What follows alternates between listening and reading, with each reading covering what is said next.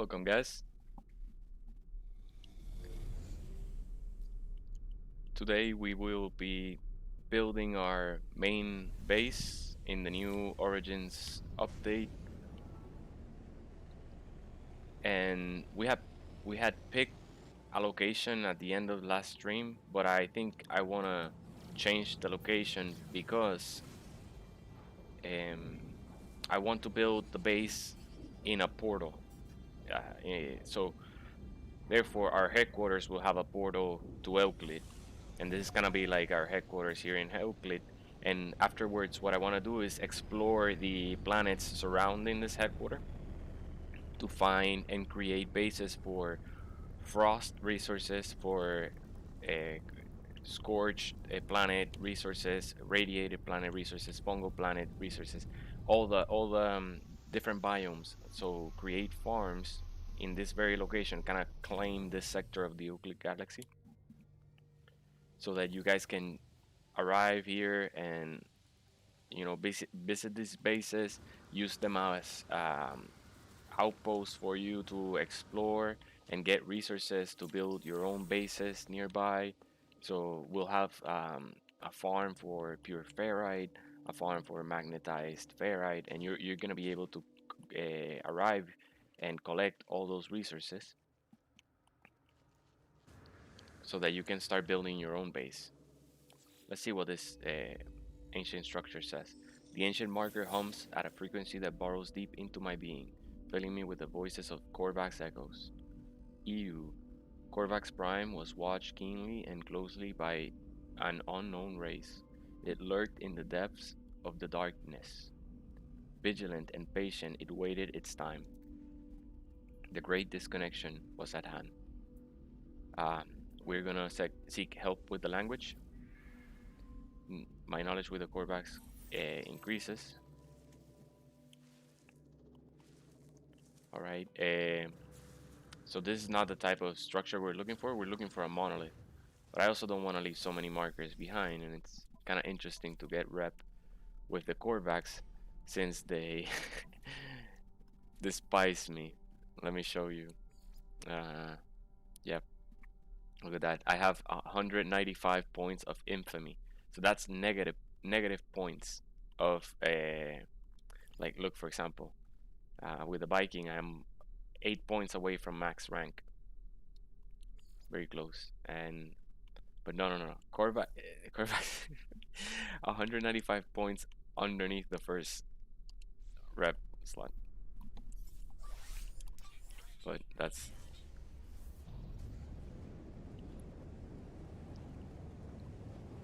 so let's see. Ooh, nice cave. Oh, I gotta land again. Forgot to use the planetary chart. See if there's a free parking spot nearby. Nah, let's just land anywhere.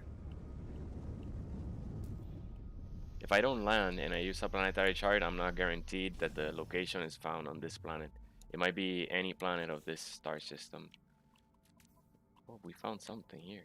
Oh no, I found yeah, I bought a exocraft. I just say monolith. Nice. Perfect.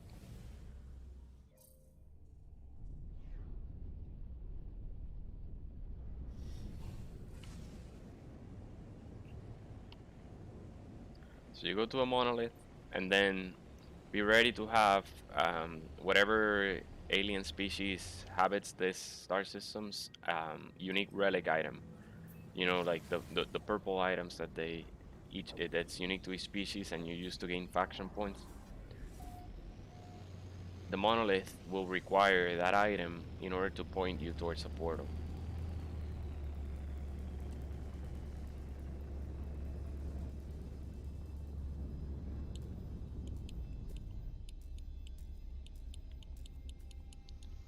Hopefully we find a portal that also has a cave that we can make a bunker. So we have the portal outside. Let's see what kind of portal we find. Let me learn the words. 3 words is good. I don't know how many there are. I saw it in a video once that they said how many words there were per species. I forgot. Traveler, move back to restore.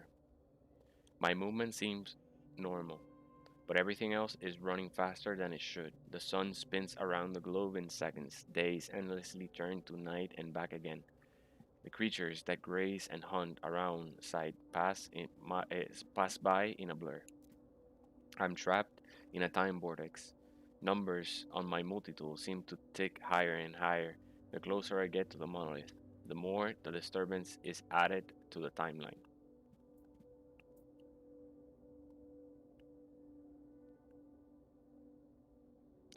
I touched the monolith. It said more.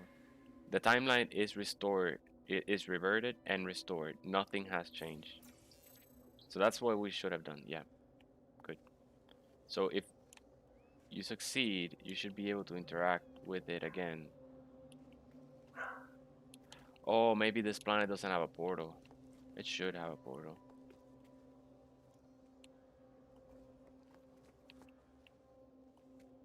That's odd. Well, let's try again. Let's find another one.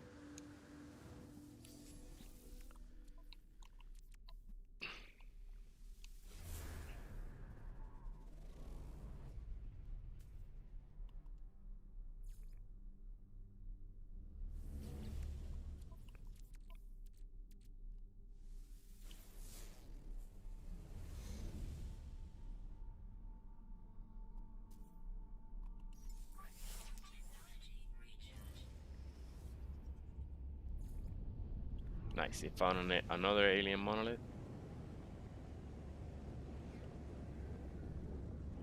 Let's try this one. Maybe I got the answer wrong. The pretext did say to move away. We understood that from the translation. Embrace Atlas. Embrace Atlas. That's all we understand. For many ages, it appears that pilgrims have carved numerical figures between the glowing glyphs of the monolith. Looking down, I noticed an ancient coin. I scraped the ground with my boot and unearthed several more.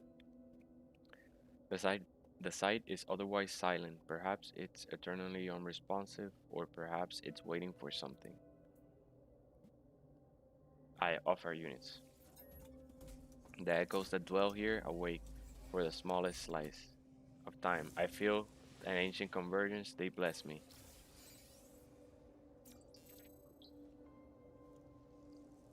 What did they give? A location was discovered. What location? Ancient plaque. Is that it? Okay, let's see if we can try to interact with it again.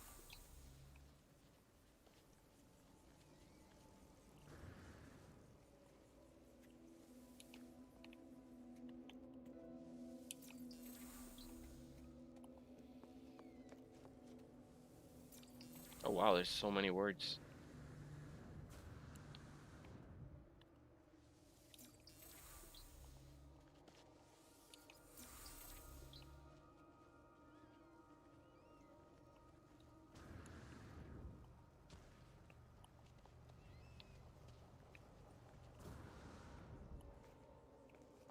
Yes.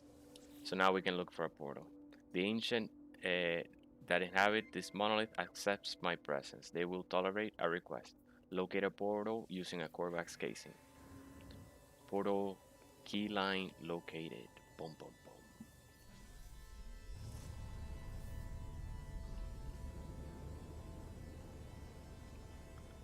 boom. Excuse me.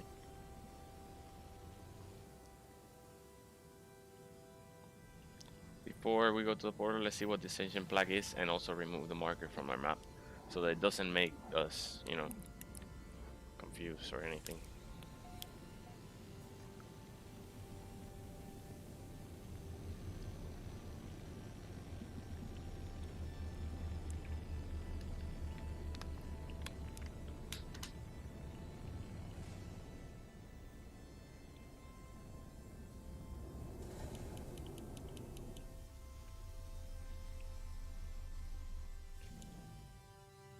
I think plaques, ancient plaques, were kind of like the original design or building of this type.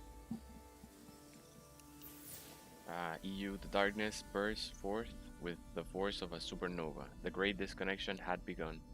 100 million Korvax voices cry out. The Korvax echoes became a frenzy of noise. Innumerable cycles passed before the balance was restored. Siga with the language. Alright.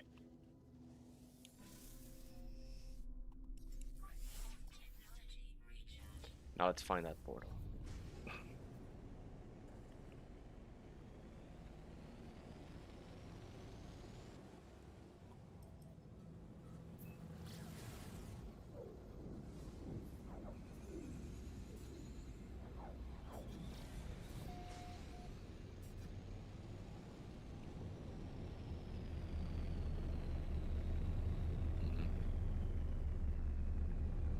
Looks like it's far away from any lakes.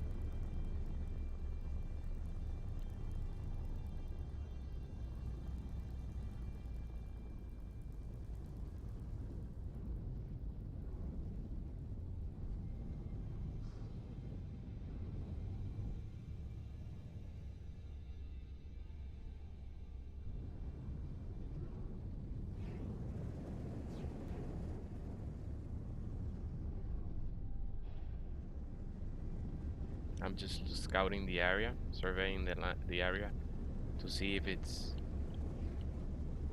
good to build a base. The terrain.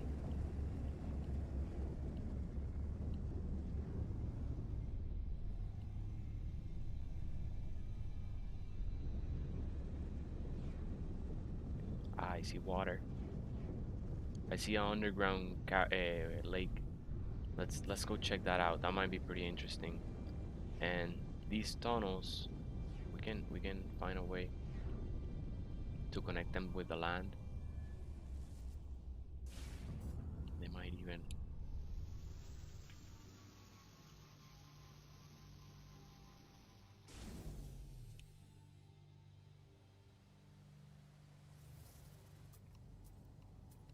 Okay, we already found an electromagnetic deposit. It's about 400 units away. Let's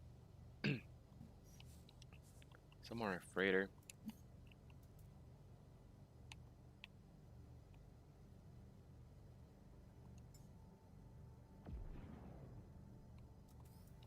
So that we can summon a roamer.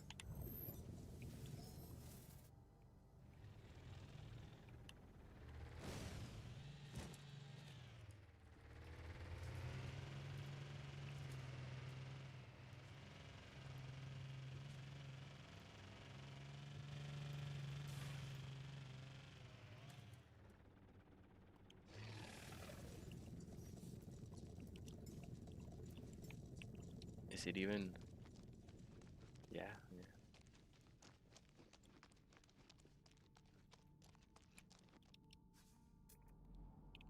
Doesn't have pearls though. Just pretty much empty water. Not cool. Let's find something else.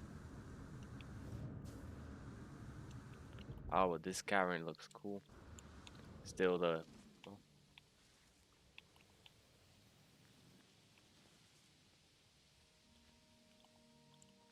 Might there be a even larger water? Oh, wow. Hey, clams and pearls.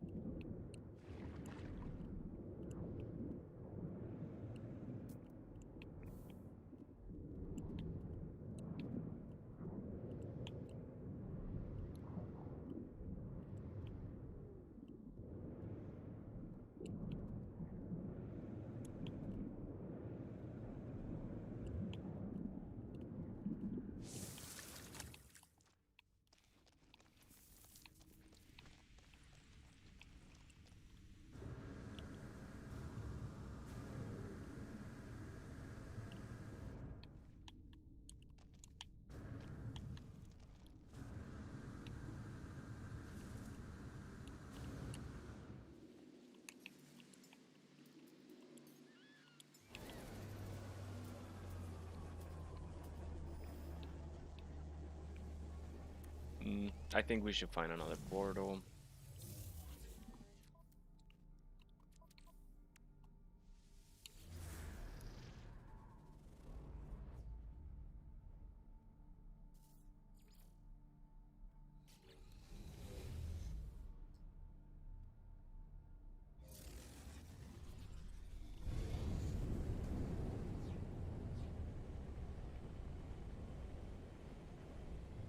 Let's give it another chance.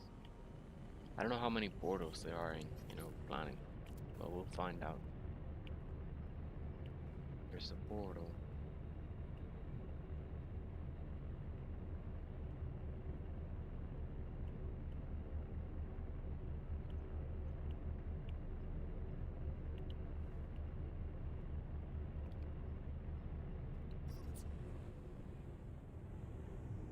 No, let's go.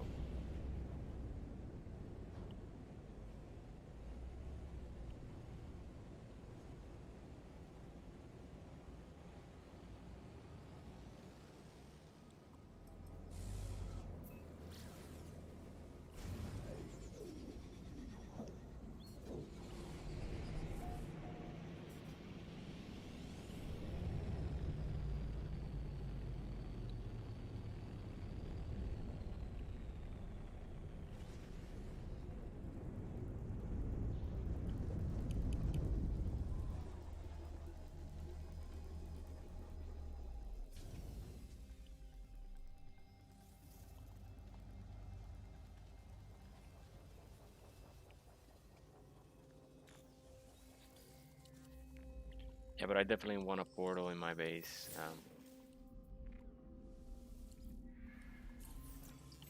That way everyone has easy access to a portal in Oakland. And when we move to other galaxies, we will set up the same, pretty much a headquarters.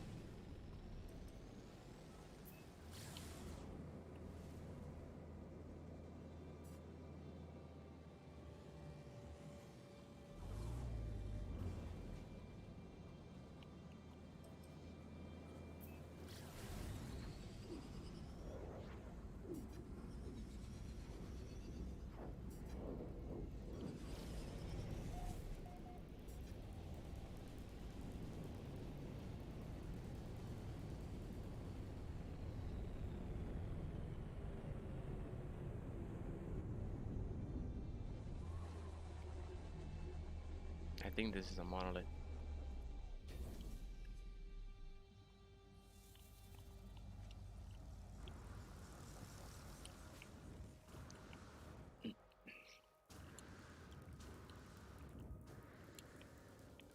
Yes. Okay, we need another Korvax casing.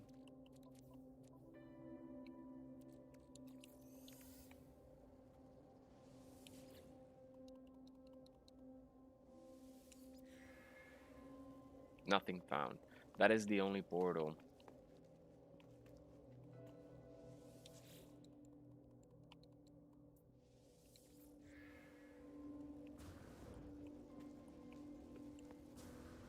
Alright, let's make it. See if we can make it work.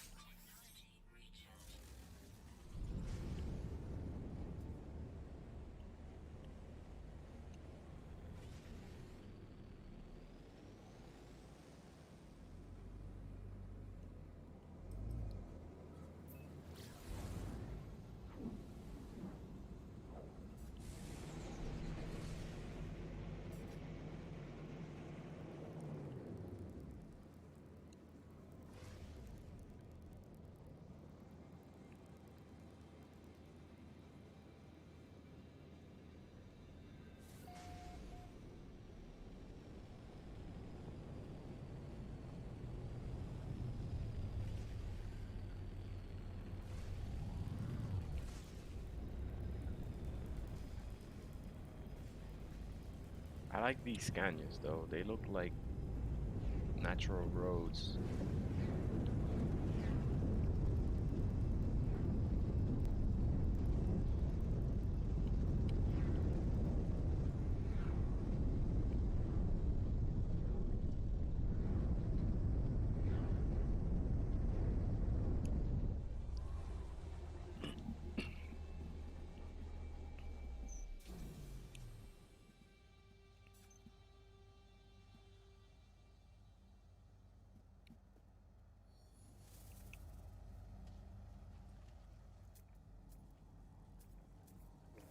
No hotspots or deposits nearby.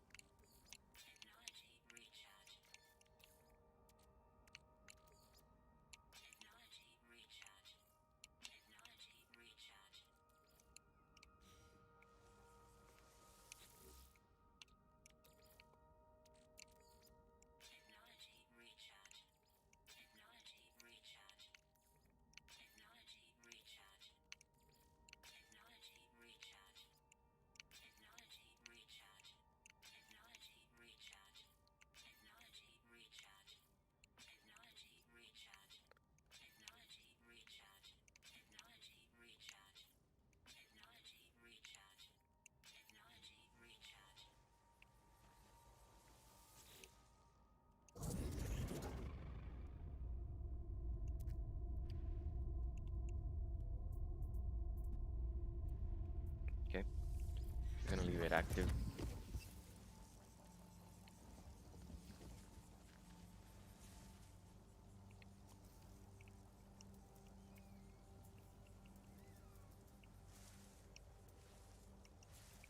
I'm gonna create a beacon with purple color, so that way I know where the portal is at any distance.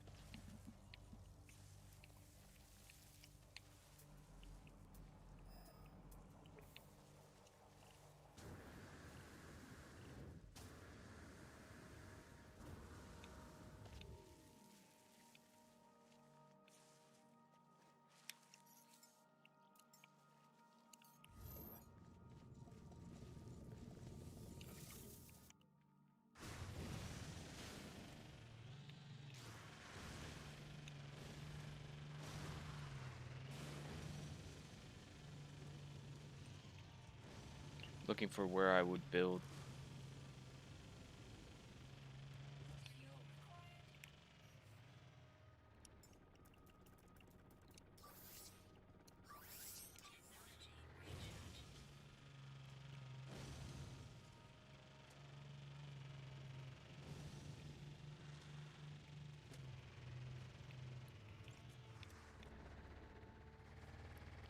This looks promising.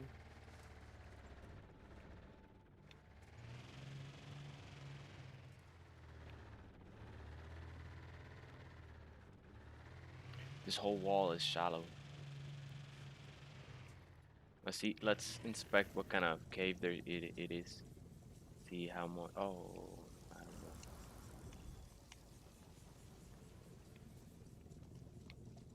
know. Ah, it's just a pit. Let's see. Let's see.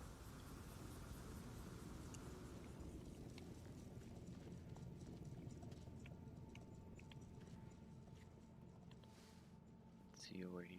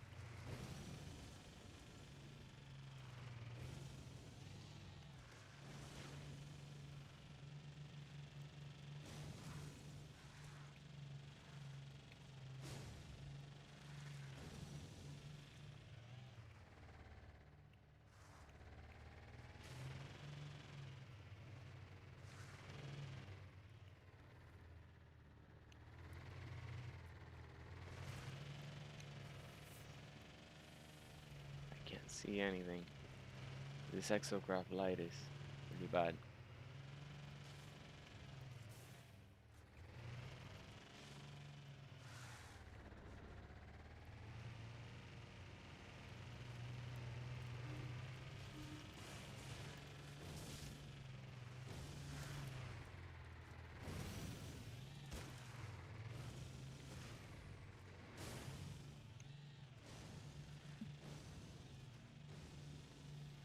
I don't like the location. No.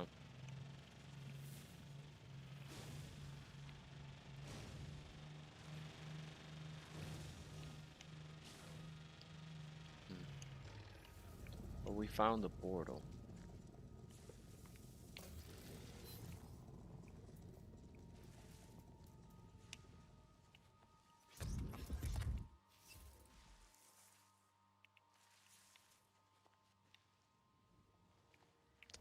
Anywhere's fine.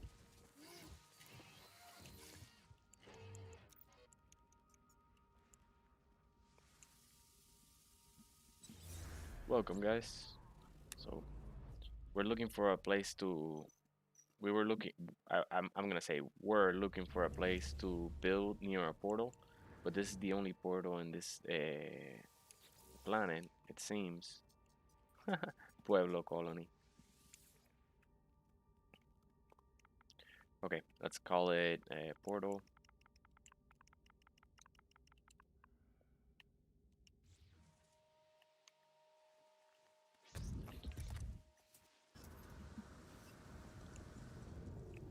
But we have already found an excellent location, and since there's no more portals, then let's build here. Oh, battery's low.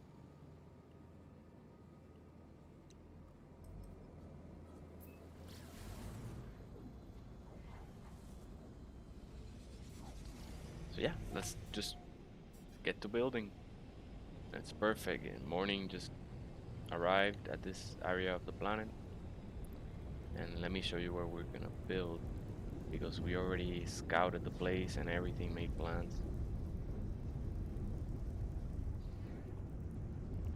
So we have one of these planetary archives, which are good because they're pretty much a space station. You can buy starships, even find exotic or rare starships. You can exchange your relics and fossils and biosamples for superior quality ones for free. Just trade them in for better ones, like here. I guess this one is already I probably already used them. Oh, look at that. Plus, yeah, you have all kinds of vendors over here, including a galactic trade terminal. And then you have envoy missions, so you can do missions from your base. If you settle in one of these, you can do missions from your base. And that's what we're gonna do. So, yesterday I placed down a base computer that is in the distance for electromagnetic hotspot. But since then, I've learned how to extend my base. I know it took me 300 hours of playtime to to do so. Okay, but we have done it, and now I will probably move that base computer, and I'm gonna show you guys a really cool way also that I started. Yeah, earlier today I was kind of like testing it out, a new way of mapping all the hotspots, mineral deposits, and gas deposits around the 1000 radius area. So let's say if we want to build very close here, or maybe close, better yet over here, because we had planned. No, no, no, no. I'm sorry. We had initially had planned to build a gate into a bunker, but that tunnel on the other side of the tunnel, it's exposed, so it doesn't make sense for a bunker if it doesn't have a roof. Right. So we have found a new location.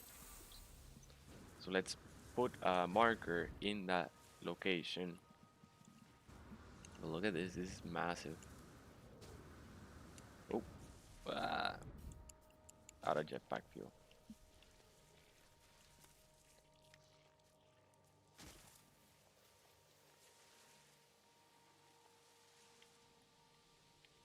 And so I have already found Arctic planet to settle in and a scorched planet. And I found an infested planet that has ammonia. So it's pretty much the same as a fungal. We can replace it and not even need to do a fungal. But it's pretty cool infested planet too. Um, then in the airless planet where we find rusted metal mineral deposit, I want to build a low orbit space station so that when you're outside the space station, it's low gravity. You know, in the low. So that's gonna be pretty cool. I think I want to build that sooner than later. I think this is our the base location. Yes, this is it. Okay, let me show you in the exocraft because we'll get a wider camera angle too. Yes. So pretty much is this. If you can follow this road here all the way up to the planetary archive. From the planetary archive, you can arrive and travel where you will find a big, massive gate here. But then instead of doing that very long tunnel that we built last time, we're just gonna build kind of like a square structure that lets you also get access here to this area of the cave by foot, probably by foot. So we're gonna use concrete blocks, concrete building blocks to get here by foot, and also we're gonna kind of create another very small entrance for exocraft. Um, so it's gonna be kind of like a security checkpoint hangar, and then but the exocraft will traverse all this way down naturally, and here probably we'll have another one, another entrance, so that it merges seamless with the rock formation all around. But here we'll have a base in this underwater lake, I mean underground lake, which hopefully has pearls.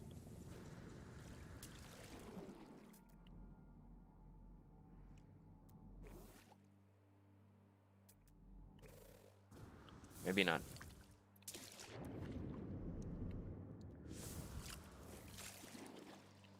So yeah, we're gonna build here in this lake, and there's plenty of lake to explore. Let's see where it goes before we settle. There should be pearls. Maybe they just haven't spawned.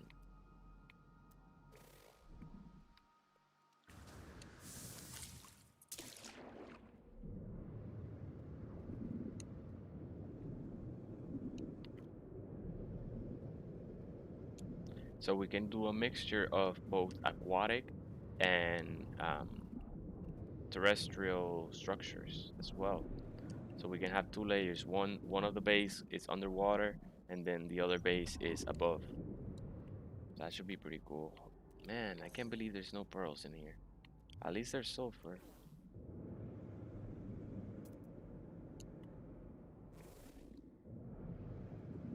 Welcome, guys. So I think it's gonna be a pretty interesting base, and there's so much cave to explore. So I also want to leave resources because we can find areas that are pretty cool, and I was just purchasing the, I don't know if you can see them here. You know the race structures. There's some straight. One structure is the race initiator. The other one is the race like jumper. You jump, and then another one is a boost, I think. Or oh, I lost my way. So maybe we can have an area that we create kind of like cave races or something. I think you race against the time, against your own time. I don't know if you race against others. I don't know how that works, but we'll find out.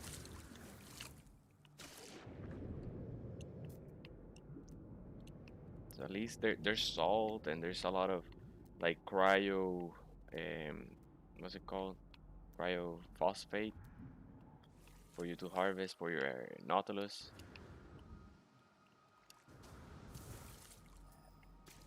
We don't have hotspots, but we're gonna use that's the first thing we're gonna do before building. We're gonna find all the hotspots, and I'm gonna show you the method I do to easily, spot them and decide where to place your base computer so that you get the most of them, most of them. So let's say we want kind of like the center, hopefully, of our base to be here so that we have plenty of radius to move, and build around. So I'm gonna put a play marker in where I want my base to be, so that I try to get like I'm gonna be scouting 1,000. Um, I mean 1,000. Yeah, exactly 1,000 units away from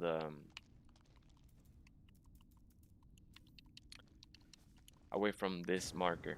So I'll always be able to use my scanner to find the where I want to build and see how far it is. Let's exit the cave.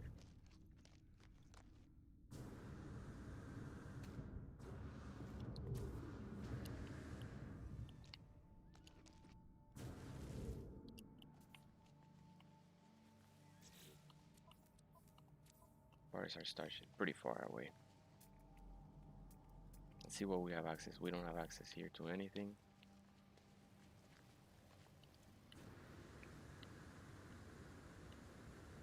I may run out of jetpack fuel. I think I have enough. Yeah.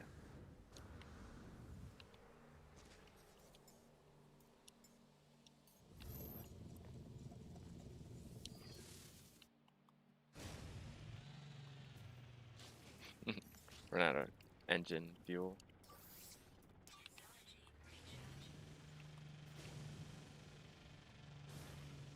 So there we can see our marker. We're pretty much driving on top of the underground lake.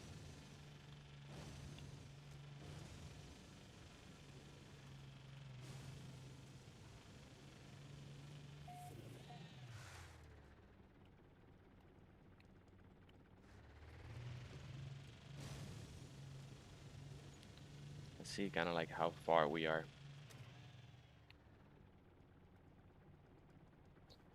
Uh, mm, Sadly, it doesn't say units here. You have to.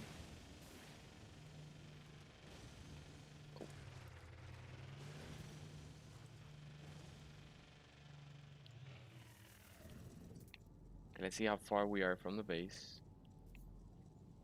I see it there. We're out about halfway the max distance. Hi, Hazerden, welcome, friend. He says, "Hey, how's it going, Tony? Looks like a nice place you have found. Nice, a purple bubble planet. I have been looking for one of them. Awesome, man. We're gonna settle here, the headquarters. So we're looking for the necessary hotspots, and before we settle down, because I want to place the base computer so that we have access. But we already have found a bunker base. It has an underground lake, and we're gonna build a security checkpoint, kind of like block, so that only authorized personnel and everything like gets access to the bunker itself.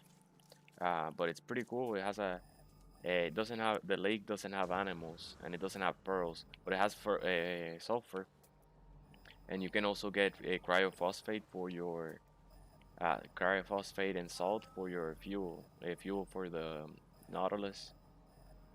All right, so we have a gas cloud of nitrogen. So what I do to mark it is I place down a safe beacon, and I also change the color of it to indicate what kind of resource it is. So I will place the yellow for nitrogen, and I placed it in the bottom. So even if I reload, this beacon will remain here, telling me the center of the gas deposit and what deposit it is and how distant it is from me. without having to even open the scanner. Like you can see it. Let me see if it says how many units it is away from me. No, it doesn't say it. I guess you have to.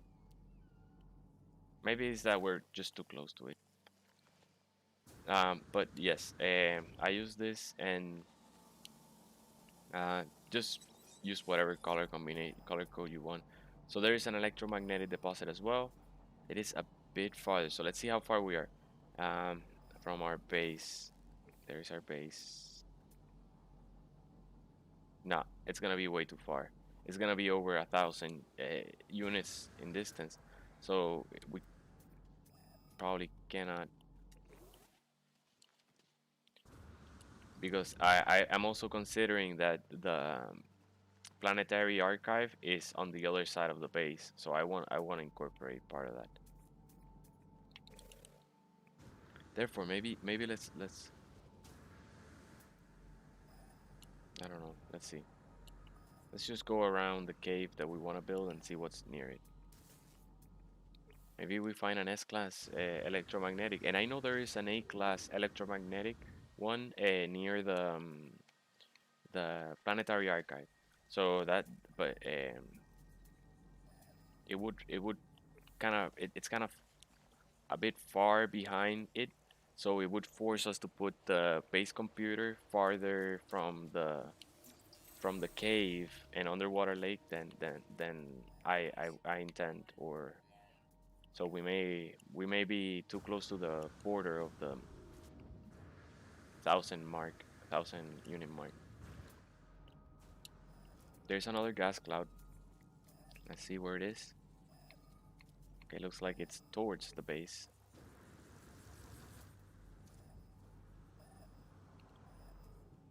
But ideally, in each planet, we'll have all the minerals and all the gases supplied to the base. So you'll be able to, for example, get copper and turn it to chromatic metal, or activated indium, or get oxygen and turning into carbon and then to condense carbon. So within the base, you'll be able to get all the fuel and everything that you'll need. We'll get salt deposit if, from some planets, depending what kind of planets. But we're gonna be building bases that they'll provide you all the resources. Yeah, and you guys can use them to meet up. I'm like running circles around it. Yeah, yeah. So if you add me at the friend code above, you'll see these bases. You all see these bases in the space teleporter. They'll show up as like your friends' bases, and you'll be able to visit them. So again, let's place another one. This time I'm gonna use a red to indicate um, the oxygen gas deposit. Okay, let's keep going. I'm gonna go on foot because it's pretty fast with the jetpack upgrades. And I see the base over there, so let's go this way. And that way we can see the mineral or electromagnetic hotspots show up. This area is kind of barren. I was hoping to see a little bit more uh, activity from our survey tool here. We found two gas deposits. Both of them are C class, but it doesn't matter. You'll come here and we'll have so many. We'll put as many as we can. Extractors, I mean. Okay, we found a mineral deposit.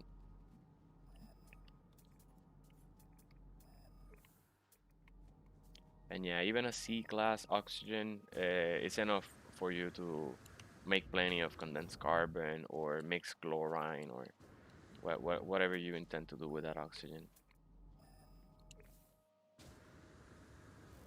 Nope.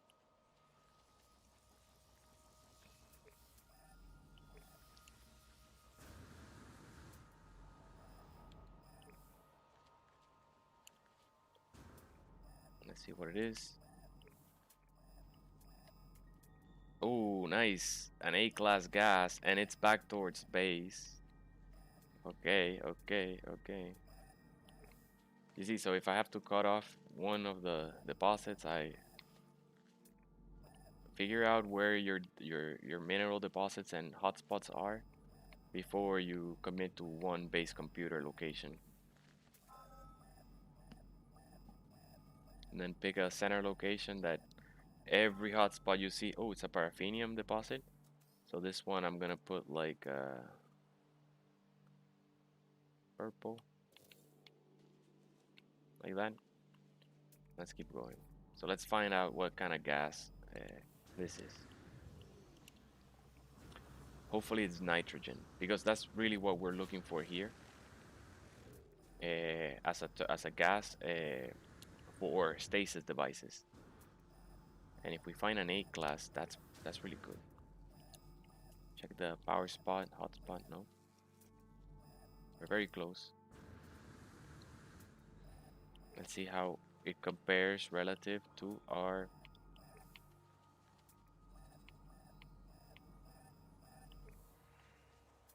underground cave.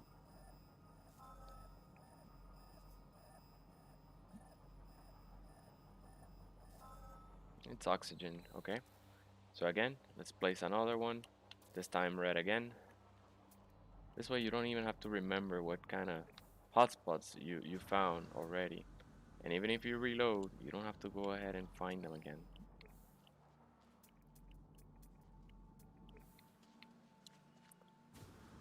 The only downside is that after you're done, you have to remove them. But hey, you're still gonna build a entire drill on top of that, so you still have to remove that safe beacon, right? In order to build a drill. We found another mineral deposit. Let's see what it is.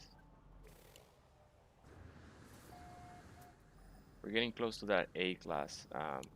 We're running around the structure here, the planetary archive structure. Oh no, life support off online. I'm not breathing. Okay, we're breathing now. Oh, nice. There's one right here next to the planetary archive, and the star bulb patch.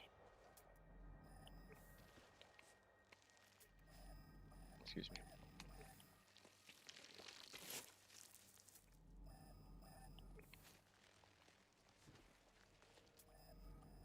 Oh, the hotspot is in the electron in the star bulb patch.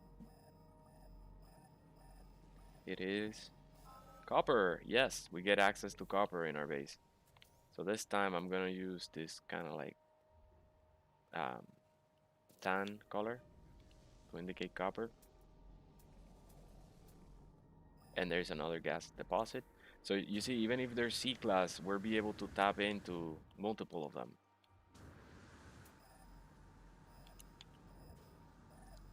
And this is good because I've always built within the 300 radius limit, and therefore I have never had kind of like need to use pylons or build electrical pylons to route power. And this gives me the extending the base 1,000 yards and the tapping into all these deposits actually does give me a ouch, ouch, that hurt. Luckily the jetpack triggered a little bit before I hit the ground, and it mitigated part of the damage. So this deposit is with inside the cave, and it is a nitrogen deposit. Awesome, we have 2 nitrogens. Looks like this one doesn't want to get built. Able to build. Limited 5 per planet. Okay, so that doesn't work. Um,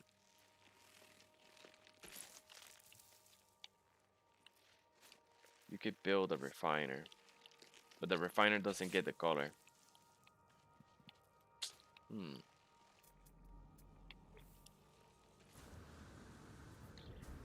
The important of using those is that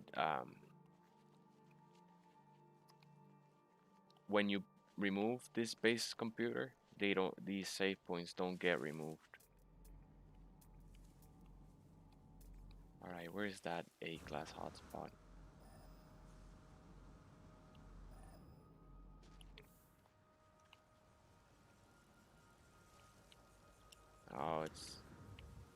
far over there.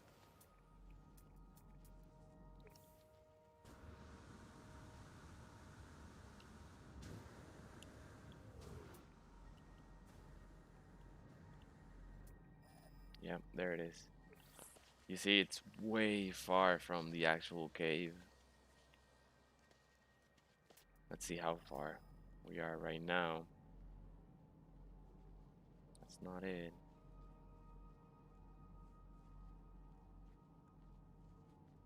Okay, what is that? Portable refiner. Oh, nice.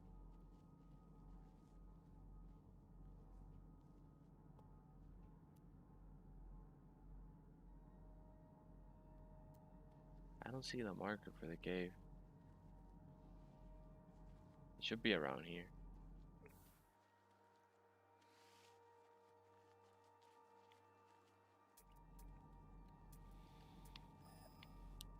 Yeah, there's no point in tapping into a ton of mineral deposit if you don't have power.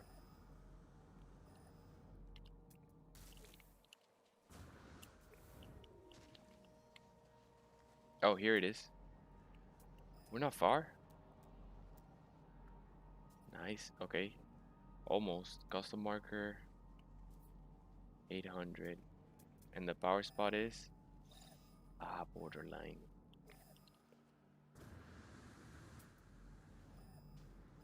No problem.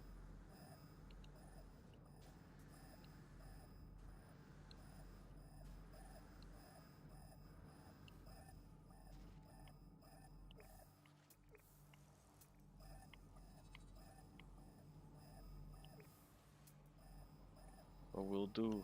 Hey Nitro, welcome back. It says, "Hey Tony, how are you?" I'm doing good. Thanks, man. How are you? How was your weekend? Sadly, it's coming to an end.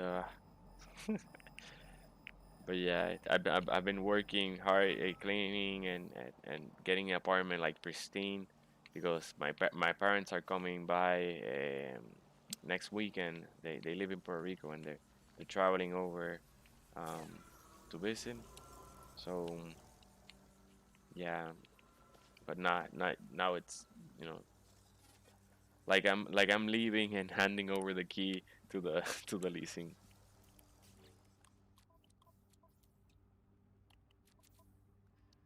Because yeah, if I clean it for strangers, you should do even more for your family. Right. So there's your custom marker, and here is your electromagnetic deposit. So we can put a base marker, base computer, kind of like in the middle of them. So let's see what the middle point is between them, or not. Let's get to where we are almost at the edge that we cannot use the electromagnetic deposit, which is far, far because we're only 260 units away from it. This is good.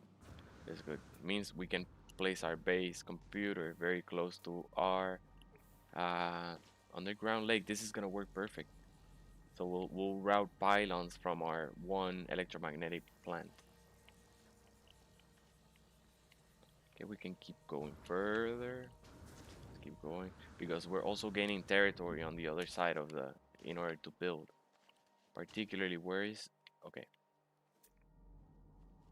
our starship? Our starship is going to be where the monolith is. I mean, the planetary archive is, which is over there, 700 units away. So that's the planetary archive, pretty much. That's the copper deposit. This is 600. Let's get closer to the monolith. Oh, almost fell into a pit.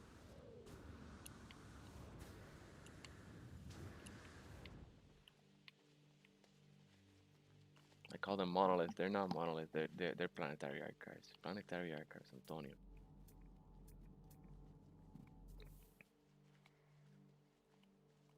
There it is. There's our.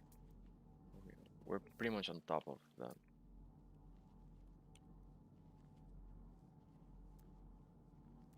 Okay.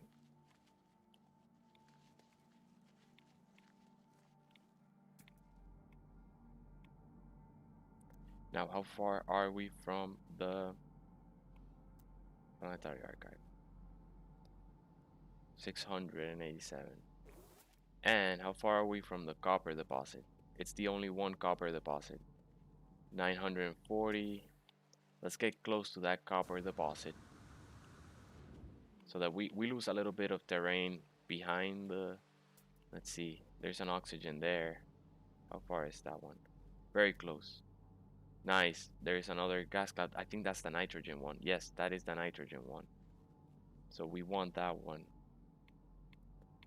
You see, this is how you find the right place to put everything out. Perfect.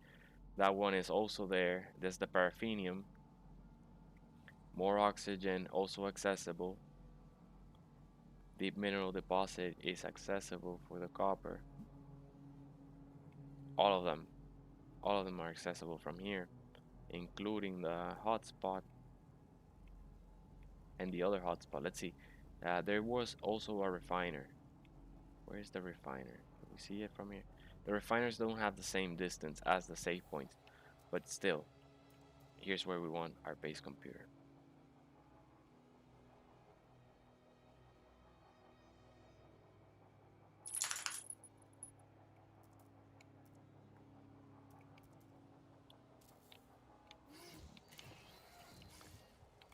Let me just drop a marker as well, in case when I remove that other base computer, this one gets removed as well.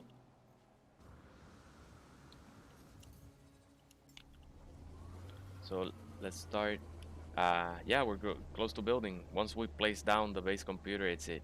We don't need to worry. We start building, and I think I'm gonna start with the power plant, because anything we build will need to route power from it.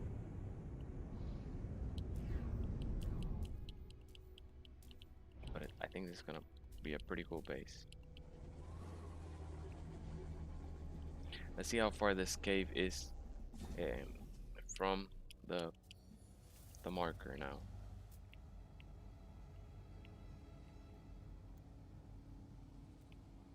Where is it, the marker?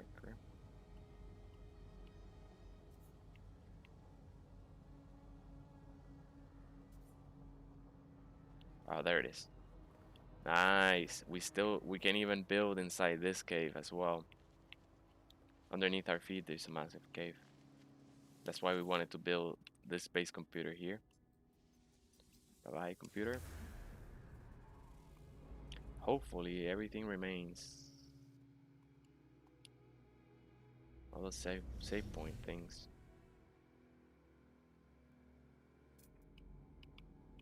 Maybe not. I think it removed some. Let's find out. No, I didn't remove any.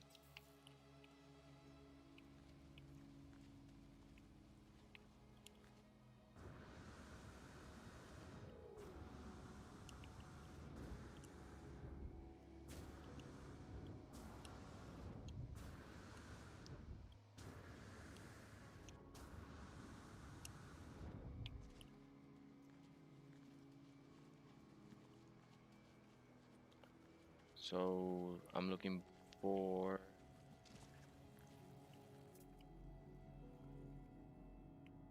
our marker. There it is.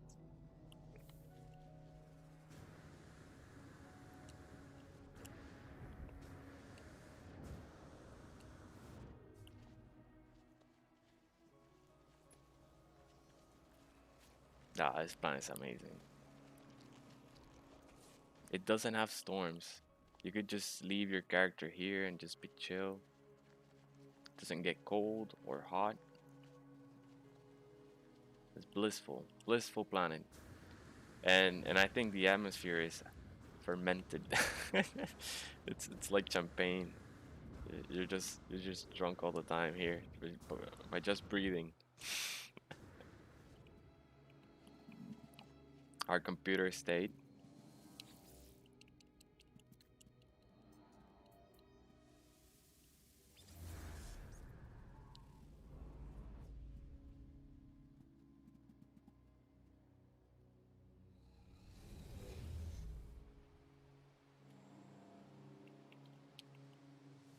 Gonna name it.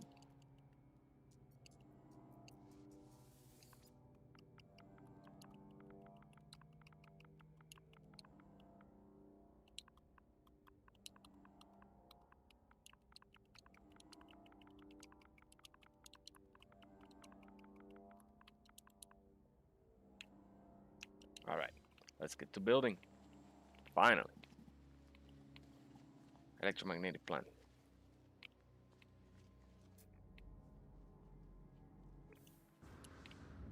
Okay, so let's see how far we can place a wall.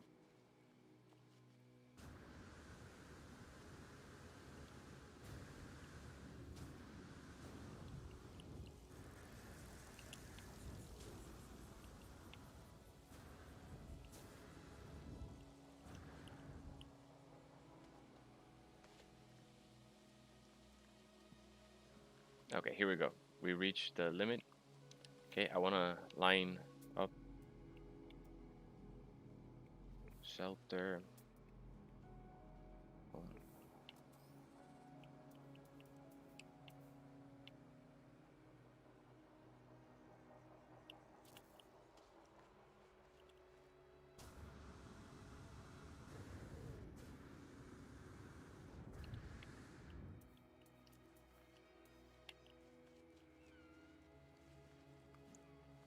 Okay, we reached the limit of our wall.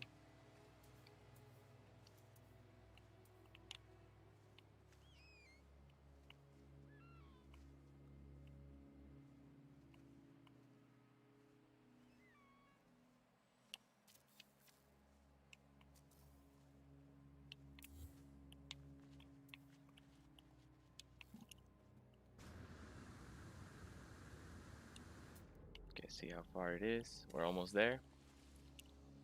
Probably one more wall and we get to build our plant.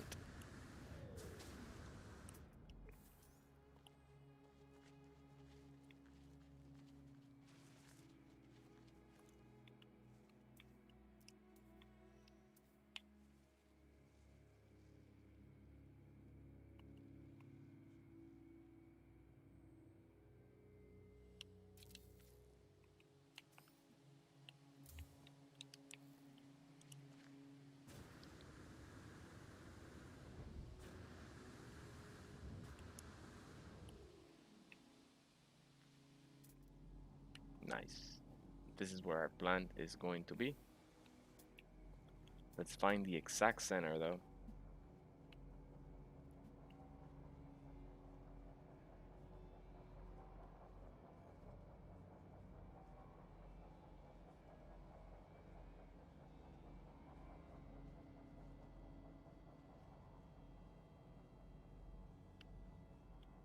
There we go. Right underneath my feet. Okay, let's get to building.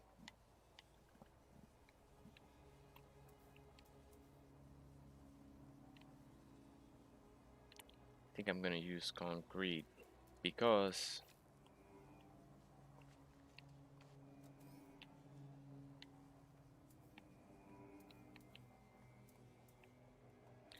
the small room ones are very expensive for in terms of power. They consume a lot of power.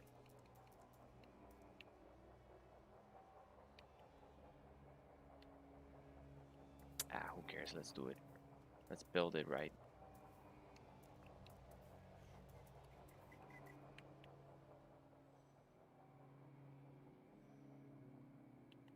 Okay, let me align it. So I'm pretty much gonna use up the spacing here.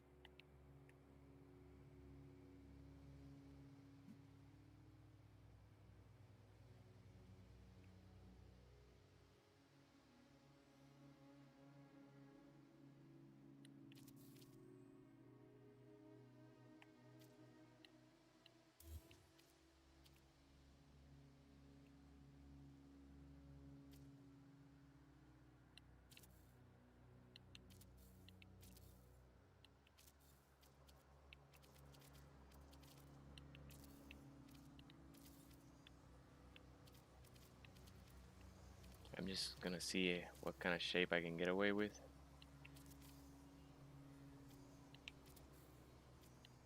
Oh wait,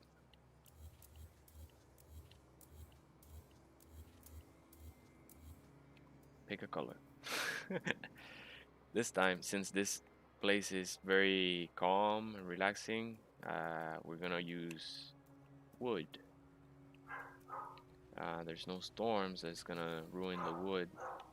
And I like to use the color, whatever color we find of the trees here. So they look similar.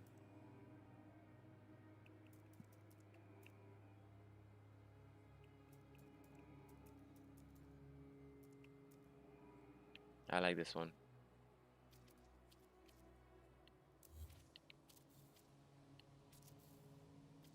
And it's also gold framed. It's pretty cool.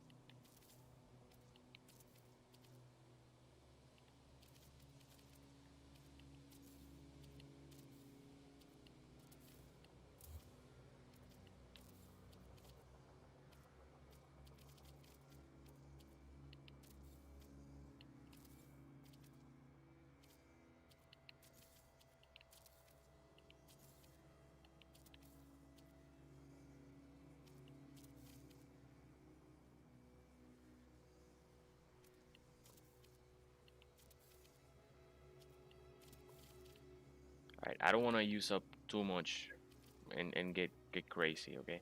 So I'm gonna scale as I need. Let's start with the power.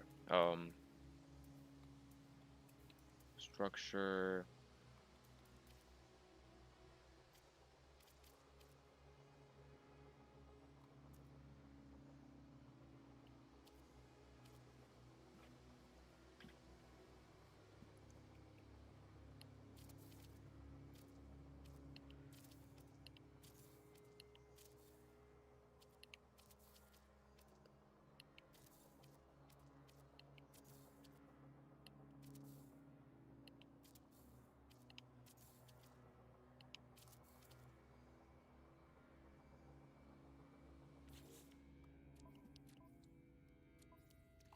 Let's get more pure ferrite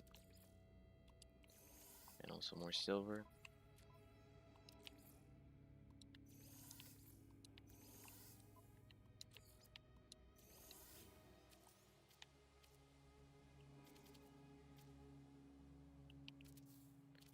Okay, cuboid rooms. Now, glass. The glass one is pretty good because it doesn't cost power.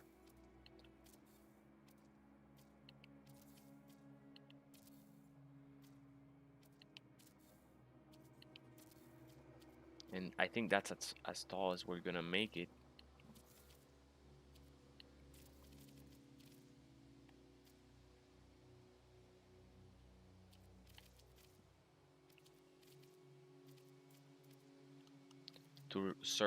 To conserve building parts. I wanna build only what I need. Okay, I wanna that's fine.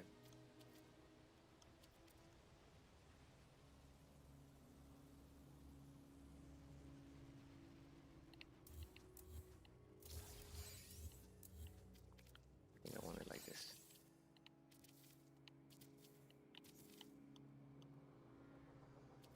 But yeah, hope you guys enjoyed your Sunday. Over here it's been raining, so it's perfect to stream and just chill.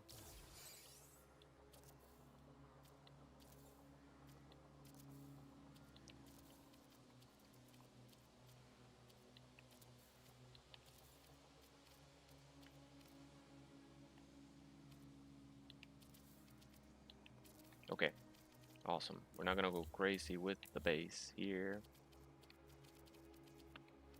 What we're gonna try to do is connect a large prefab. We do wanna not just have it like this, like a empty box. Let's actually make something nice. I think I want to extend it one. Even though the center is gonna be offset, doesn't matter. So yes, small. These are the solid cubes. Now another layer of cuboid rooms.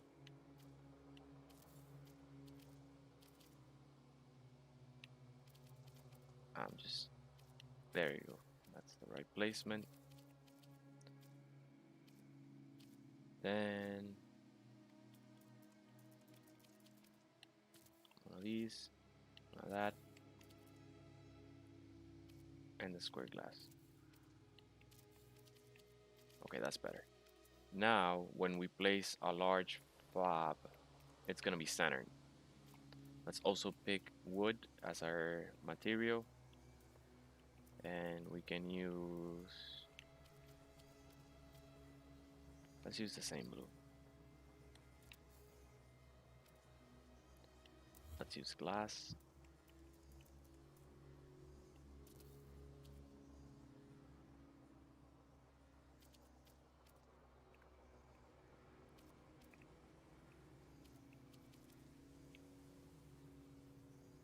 Again, let's use the minimum amount of resources. So here, I know I'm not gonna extend all corners like these and corridors, so I'm not even gonna extend twice the. Yeah, maybe.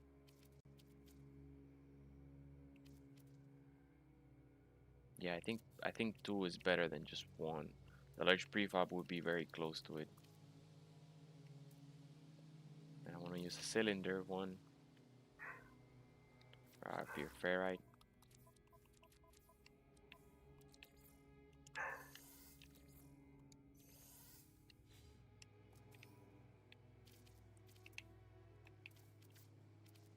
Nope.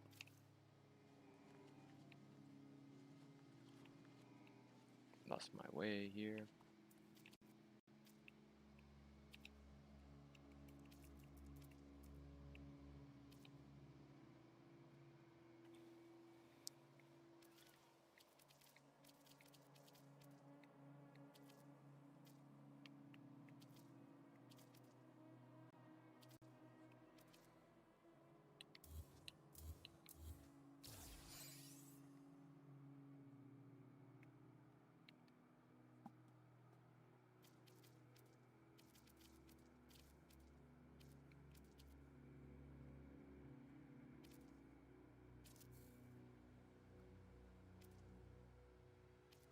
Maybe this direction is better.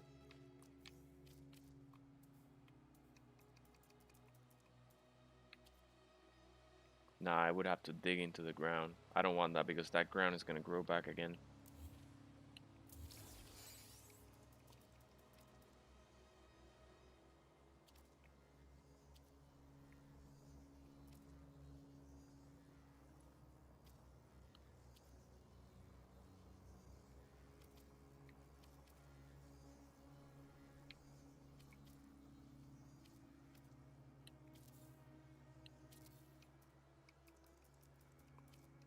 Hey Mara, it's not playtime.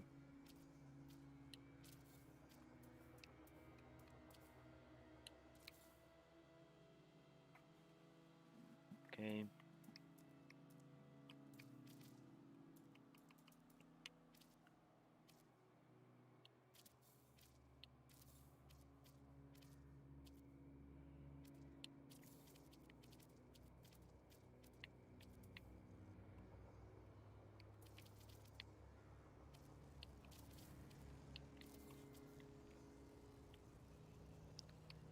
Now,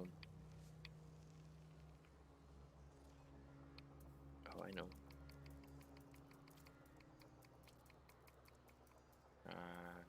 It's here.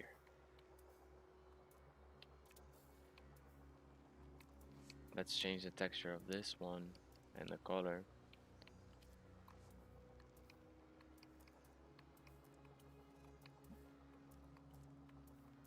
And now I'm gonna place this antenna for the exograph. I forgot. You also need to use another type of foundation, which is the cuboid foundation strut. So you can create like a center plane. Otherwise, the exocraft antenna falls. It cannot be centered. It falls into the structure.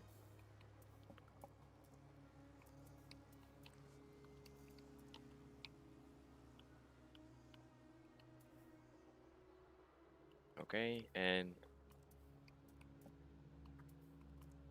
large. Let's use windows here.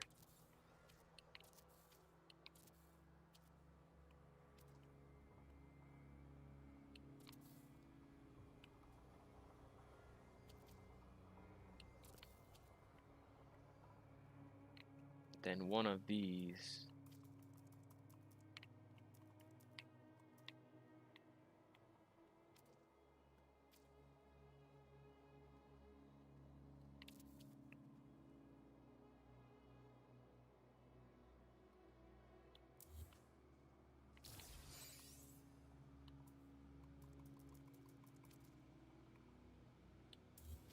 Yeah.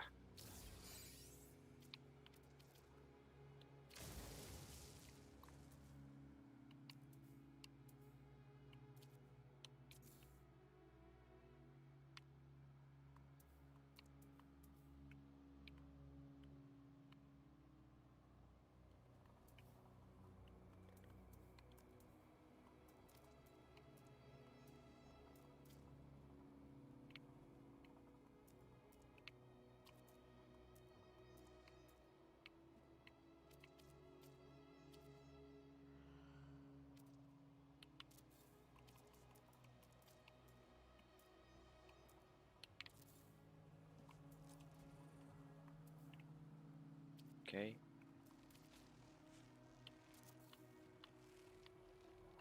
And now we need a stair inside because, yeah.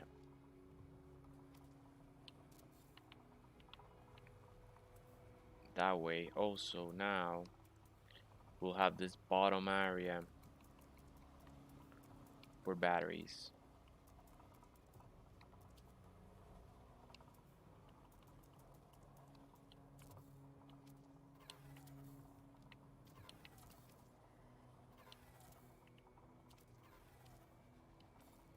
Okay, I think I'm running low on condensed carbon.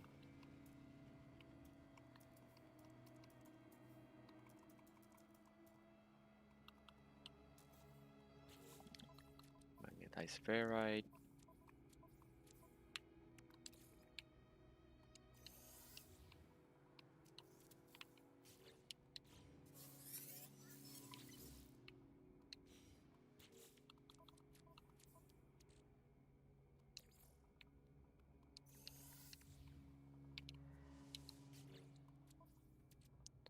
Oxygen.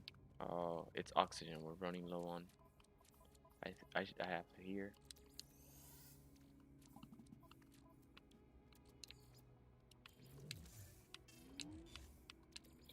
Oxygen is easy. You can find it on any space station, so it's no problem.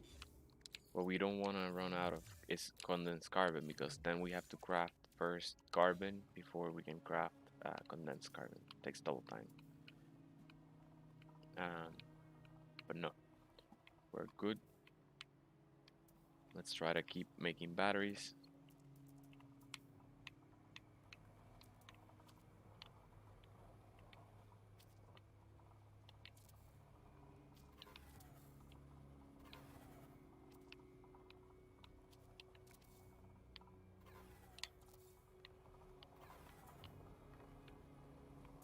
I know our specialist is gonna go here.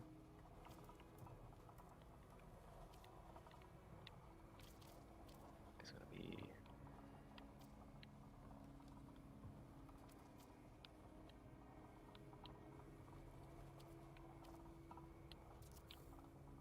let's place him here. Hey, hey Avery Williams, thanks for the sub. Appreciate it. Welcome, welcome.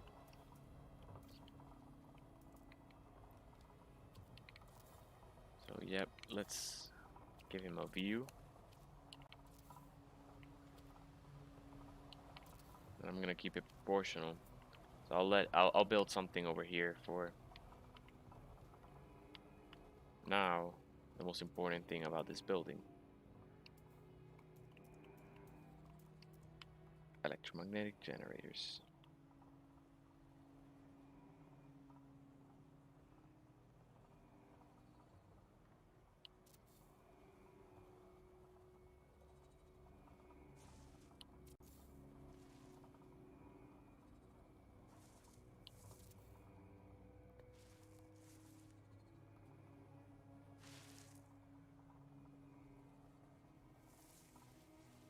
Kind of place them aligned. Otherwise, when you throw the wires, you kind of tell.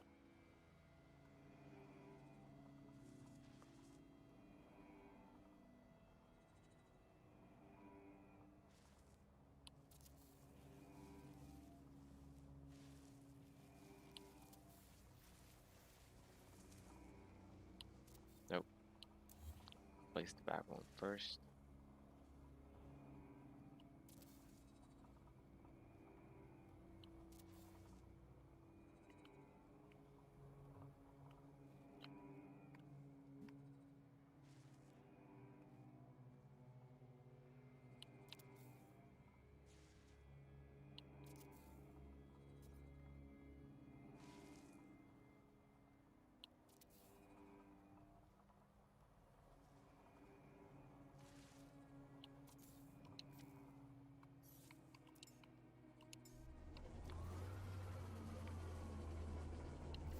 Or magnetized ferrite is what we need. Awesome, I'm able to clear all these magnetized ferrite. It's clogging the inventory here. Oh, it's looking good, I think. Oh, barely see because of the grass.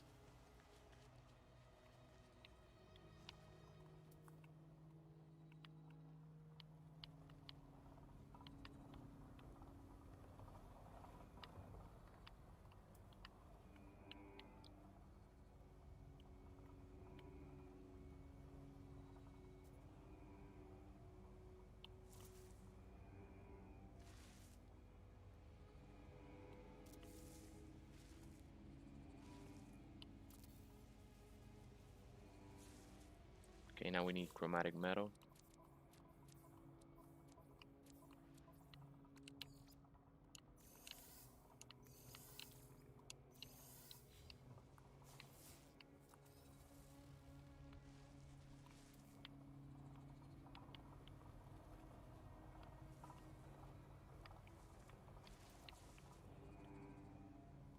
I think this is our last one.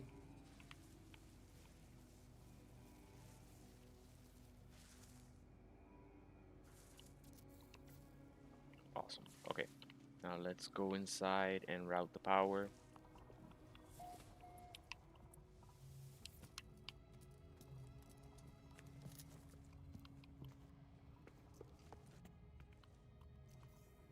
Okay.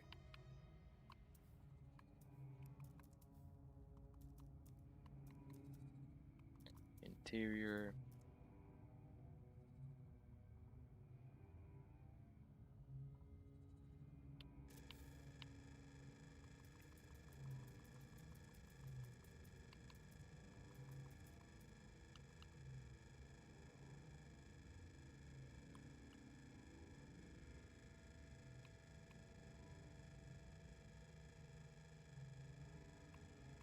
Let's not make it too big.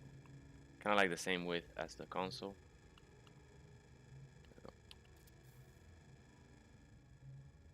we can monitor the health of our components. Now let's add 2 switches.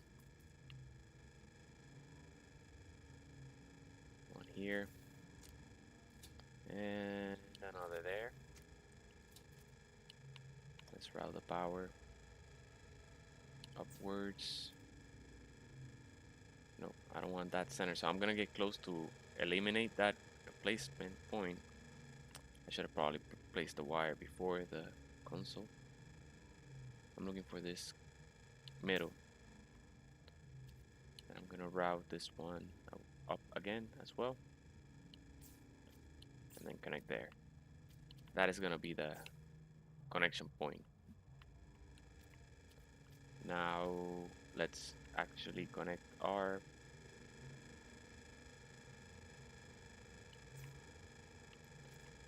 generators. Again, I'm gonna get close to eliminate that placement point, and that should be good. That's one.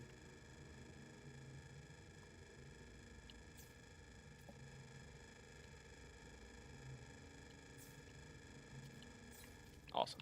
Now we just have to route these. So I will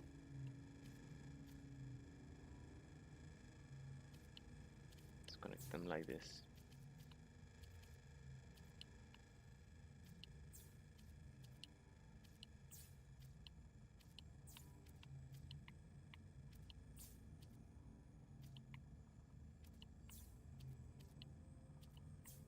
That way the scientists can walk around and provide maintenance to all the generators without having to trip over the wires and causing a massive fire or something like that, or electrocuting themselves, which there's a lot of power output in these wires, right?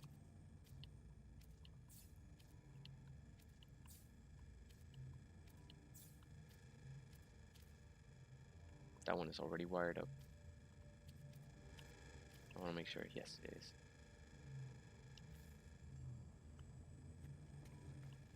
See how much. Okay, we have 3,800 kilo P kp available, and we're using only 173 to power the the plant. So this electrical plant is consuming 173 out of 4,000 almost that we have. So we're pretty much good for now. Doesn't look like we'll need to expand, but if we do, it's possible.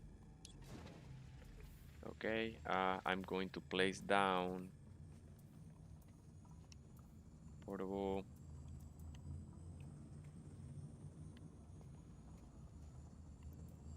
I want to place one of these. So I'm going to remove one of the existing ones. We'll have battery power. Nice, that's how fast they're charging. Look at that. Oh, and that's part the battery charging up was part of that 173 usage. So now it's even less than that. Okay, let's see if we can find one of those save points that we have already.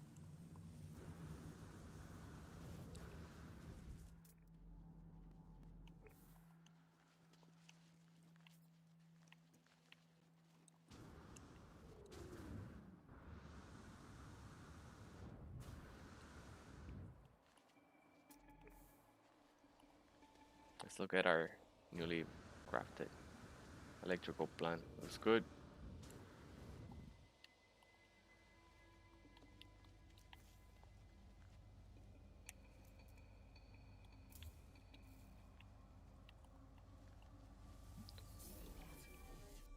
Yo, Killer Caritas, welcome, man. Good to see you. How's it going? This copper vein is over here.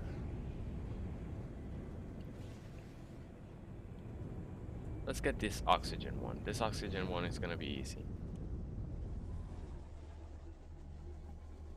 So I'm not gonna be building in-house for the mineral deposits. I'm gonna do it on the outside with a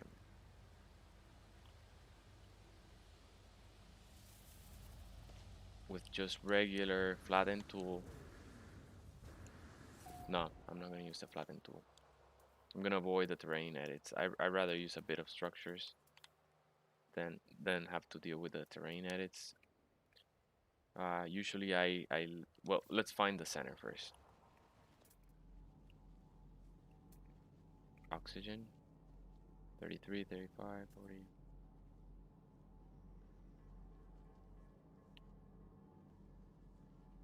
There it is. Okay, let's get rid of this. Now I placed the wall. I lined up the edge here. Well, figure out where you want this to be aimed. Okay, let's aim it like this. you know, parallel. Let's do it parallel to this hill right here.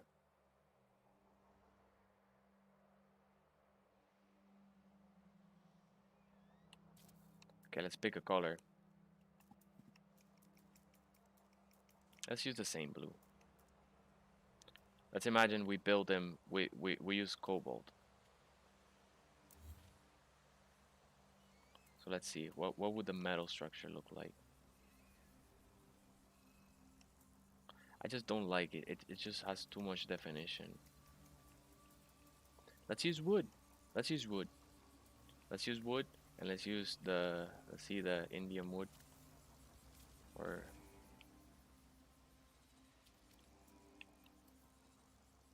okay, let's use the lighter one. That is the color that we're using over there.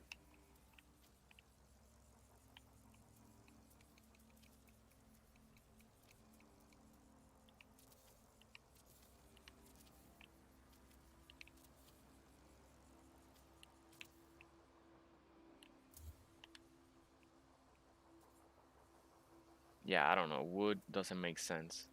Let's use concrete. And I'll change the color, kind of like the color of the rocks here.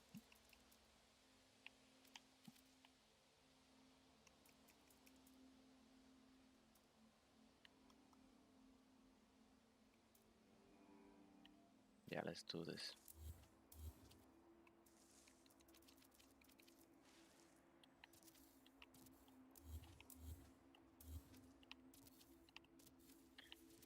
I like this better. Yep.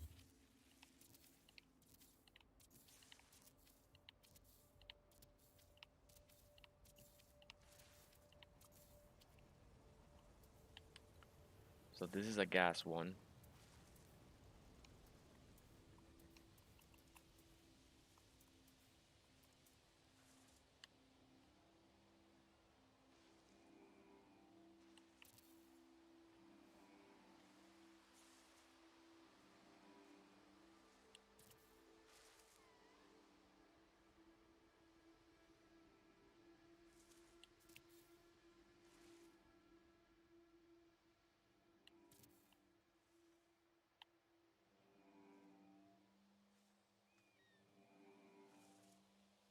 How many gas extractor you think we should need?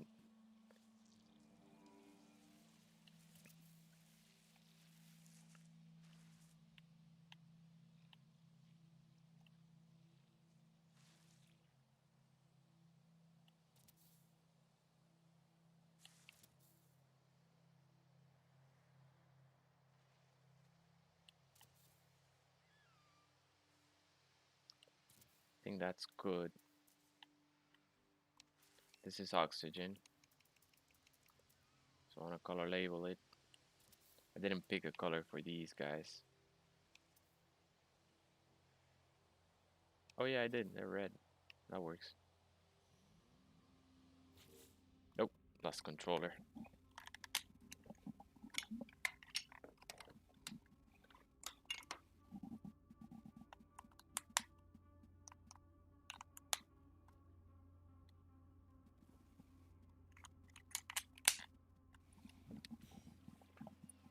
Sorry for that, guys.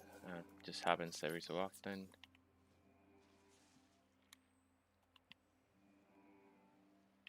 Okay, let's place these.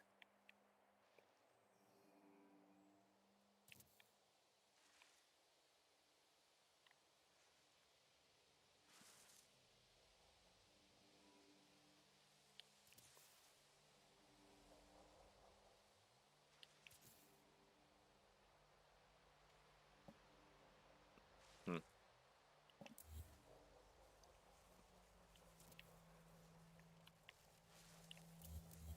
Now, yeah, we want those floors there.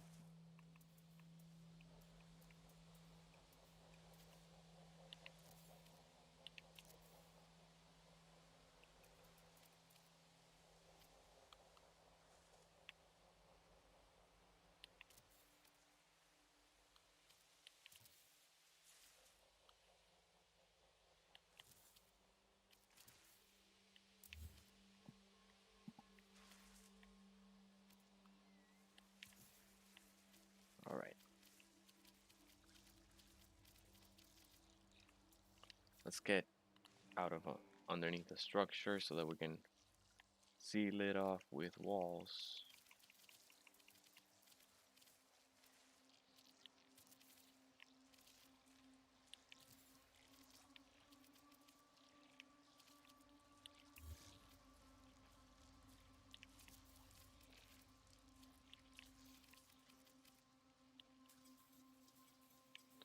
Yeah, that jade bean is blocking it.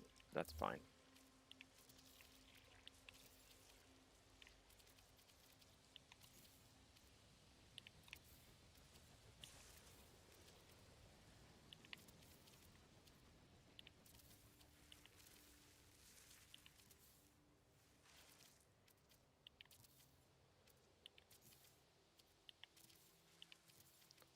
So we'll have all the resources, hopefully. I think so. Paraffinium, nitrogen, oxygen, copper.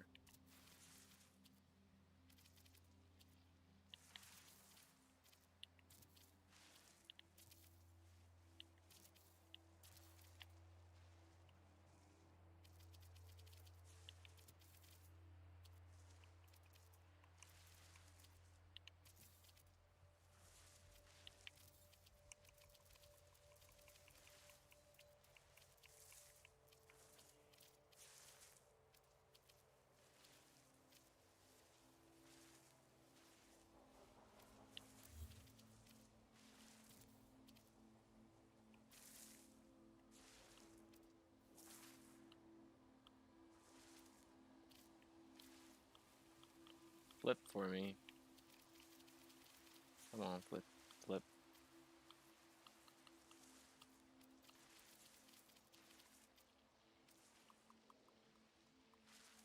Well, let me then try to flip this one.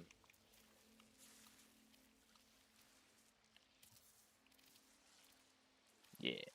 Ah.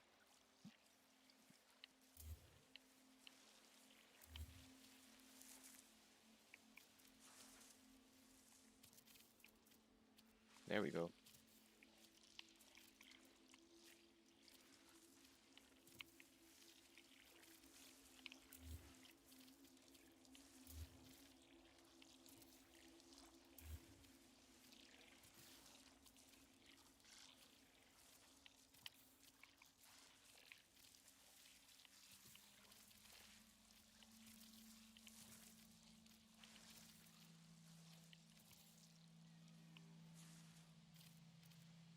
Probably wasting building parts, creating these railways. But we'll see. Once I hit the limit, I know where to come and back and remove parts from.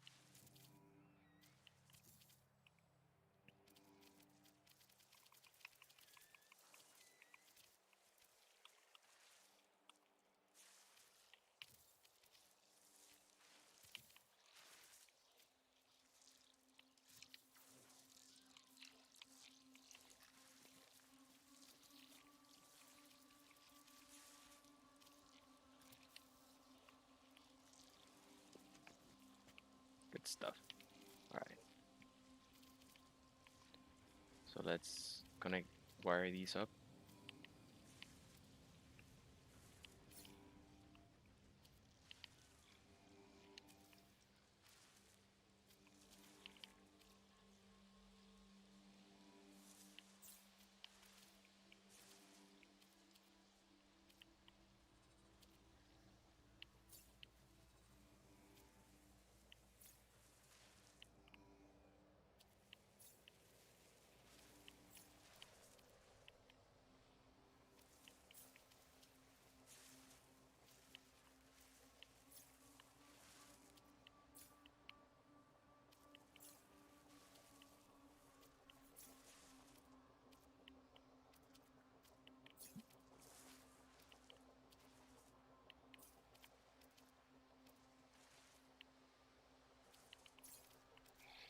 Okay.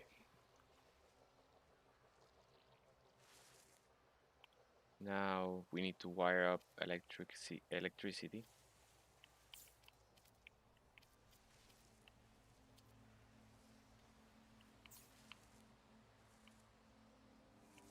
Already connected that one. Our researchers will have to be very careful about these wires because we don't want them tripping over them.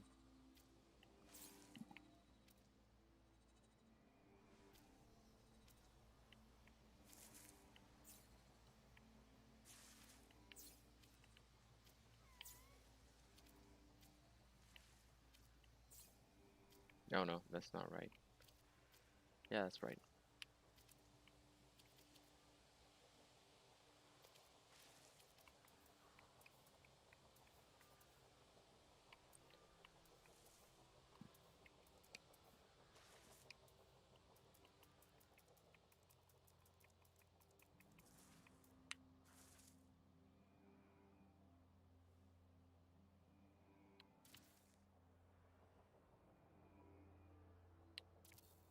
A little robot drones monitoring and giving maintenance.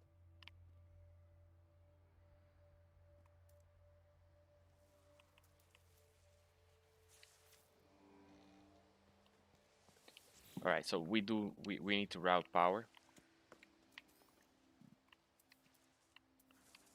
Structures, tech, a power industry, switches.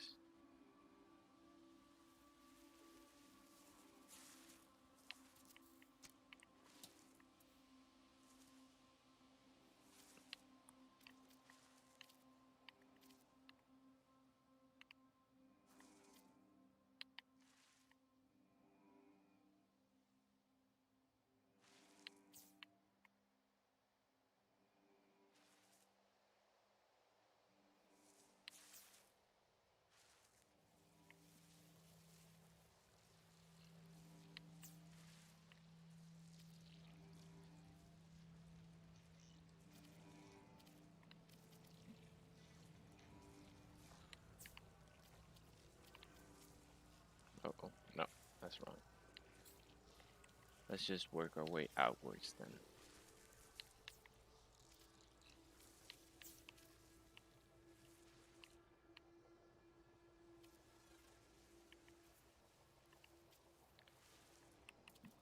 How am I gonna make a antenna kind of thing?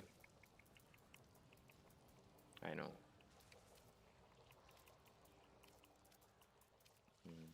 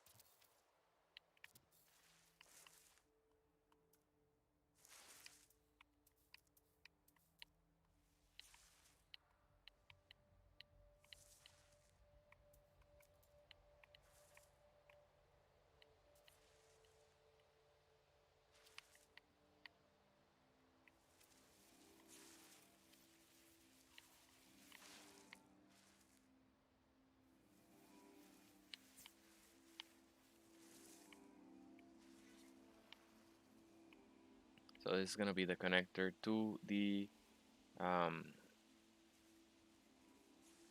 antenna.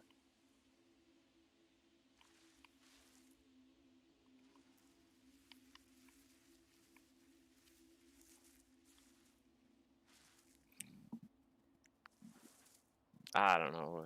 We can get creative here.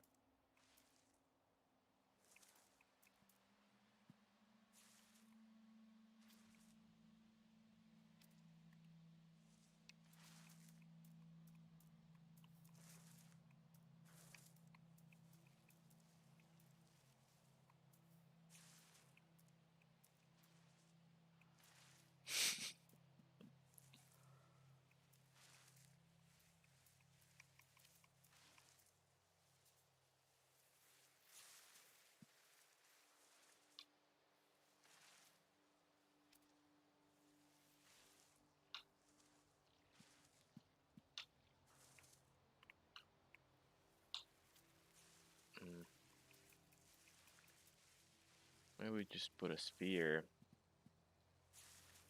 but we scale it.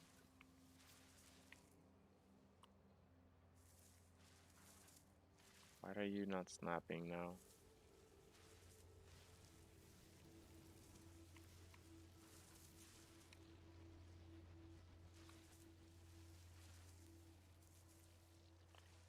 Hmm, I cannot scale it.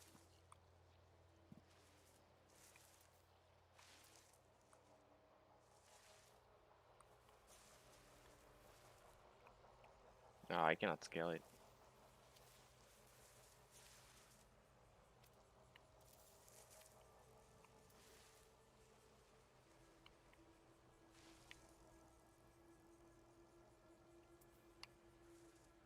Yeah, it looks odd. What if something glowing, something that has light?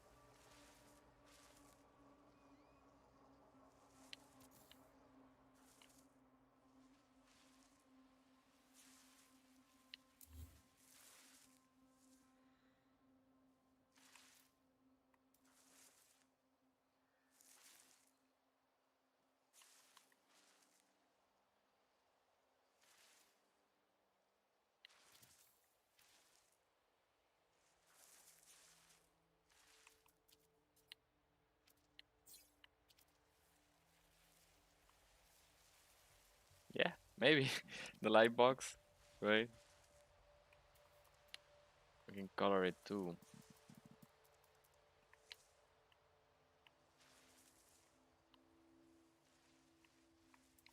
I don't know. We'll figure it out. I'll let myself think about it.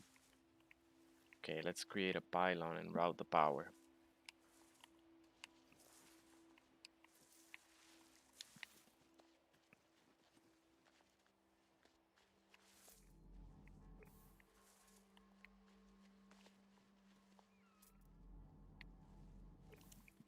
Okay, over there is our.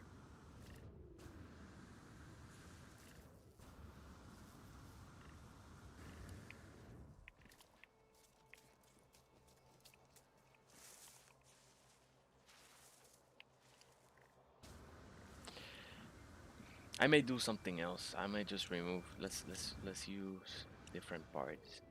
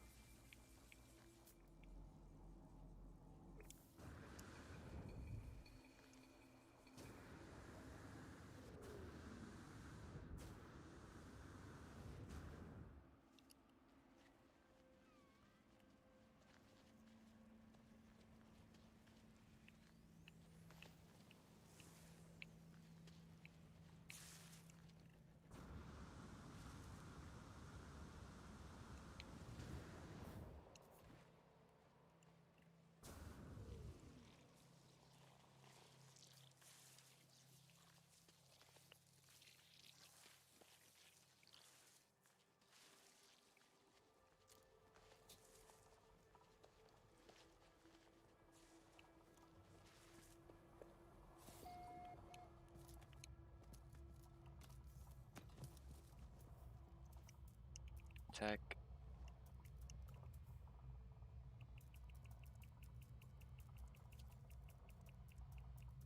It's portable. Yellow.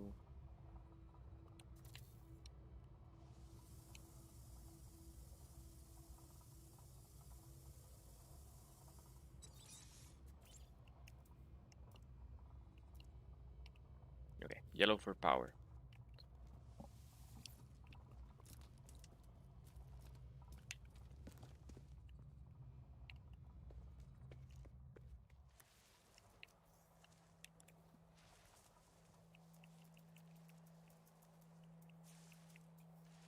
Power switches.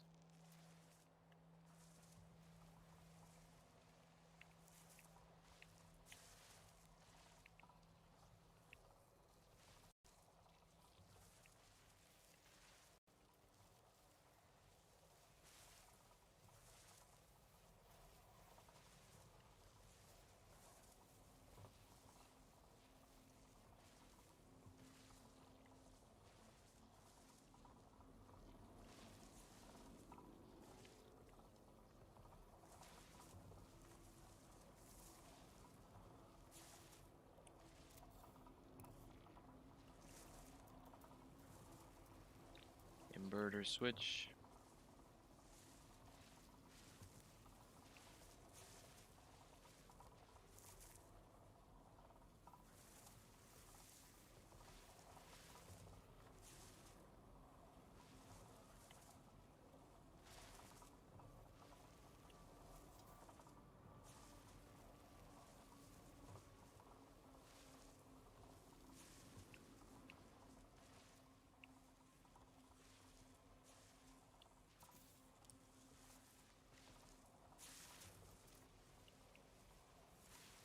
Mm.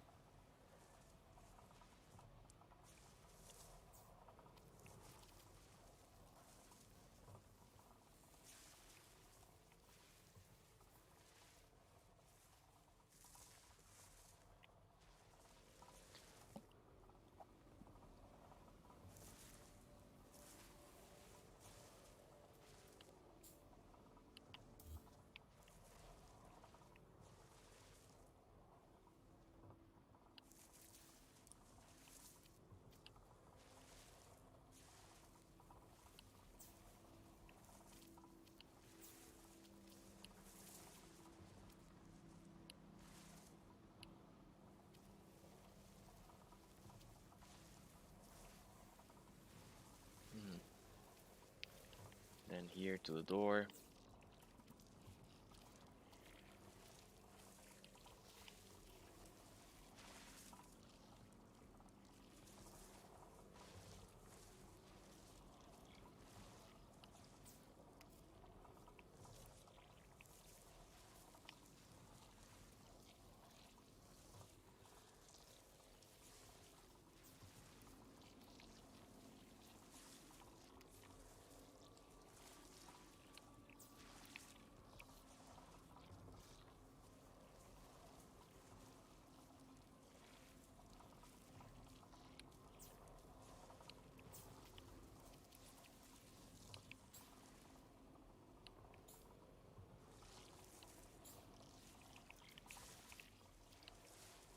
Yeah, I wanna route the cables properly.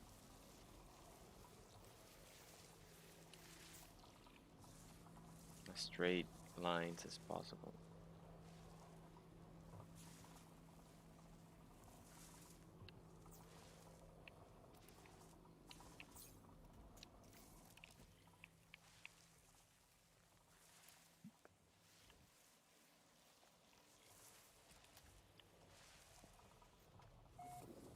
Good stuff.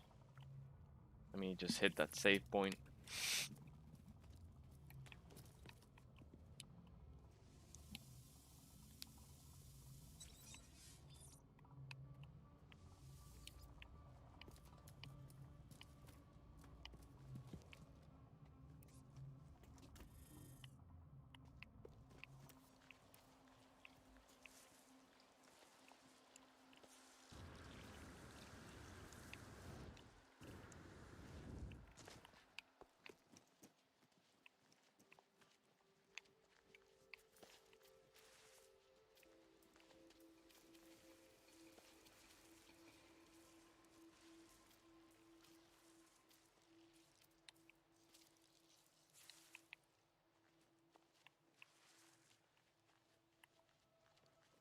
Let's see how far.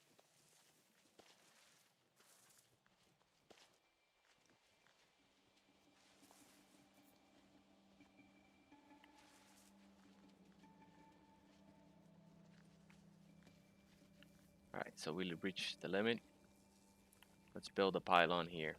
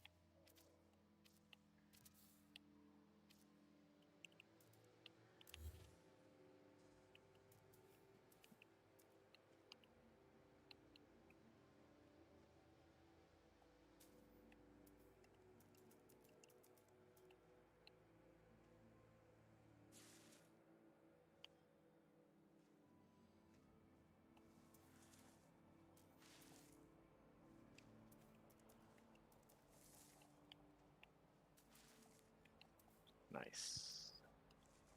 Okay, let's try to get the rest of these pyramid blocks placed properly.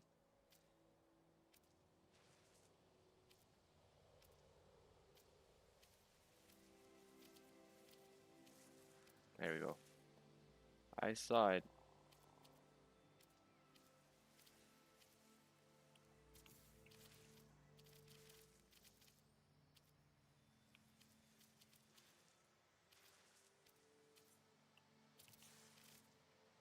Okay.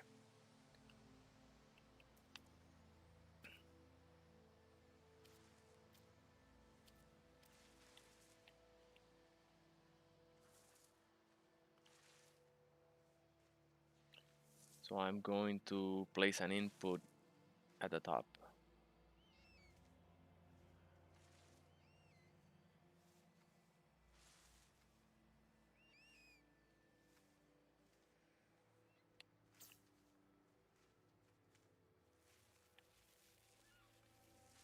I'm gonna route it here.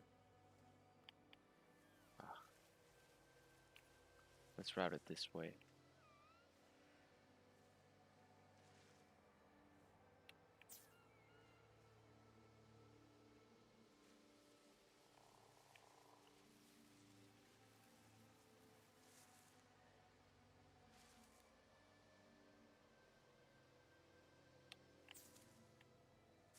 Now let's use a switch.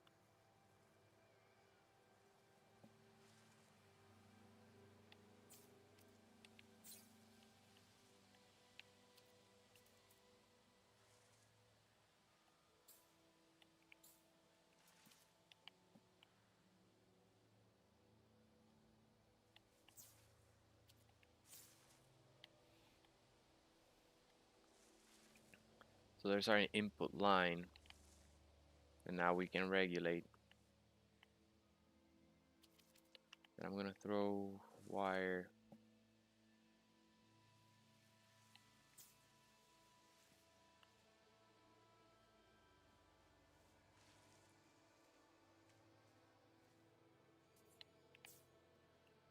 Let's remove the top one.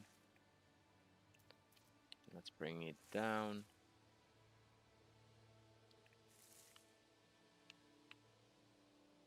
Oops, sorry for that, guys.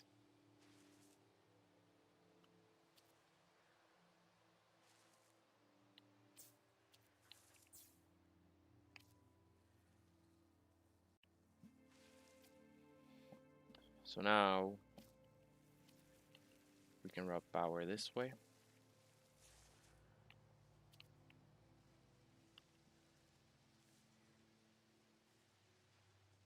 Okay, I want to fix this cable.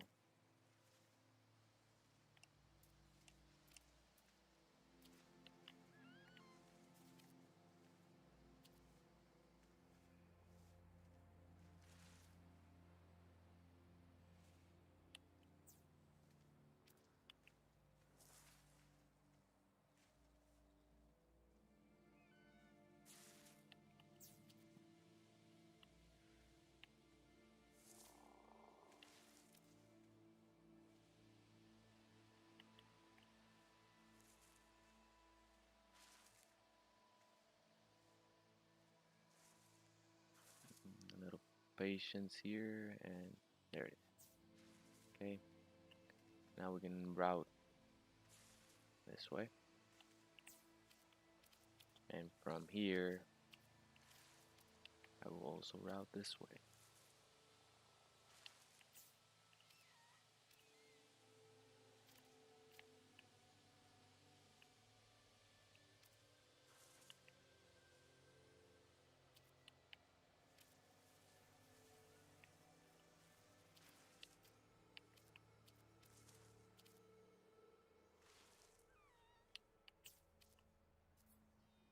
Looks weird, but who cares?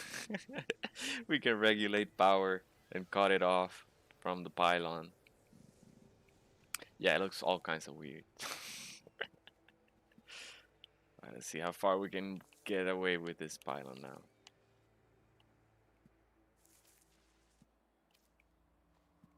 Hopefully we make it to the...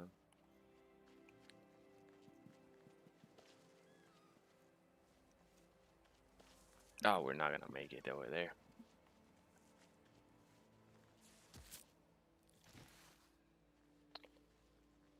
Hmm.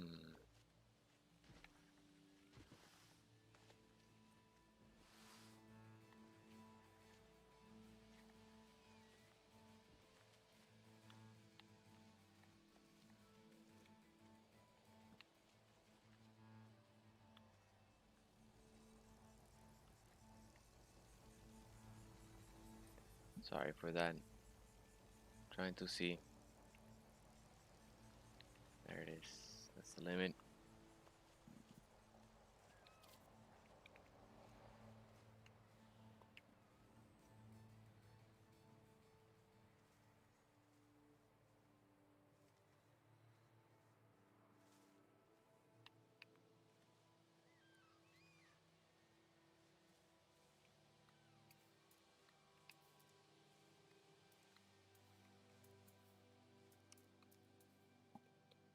Now, structures. No, it's in decoration. I always forget where they are.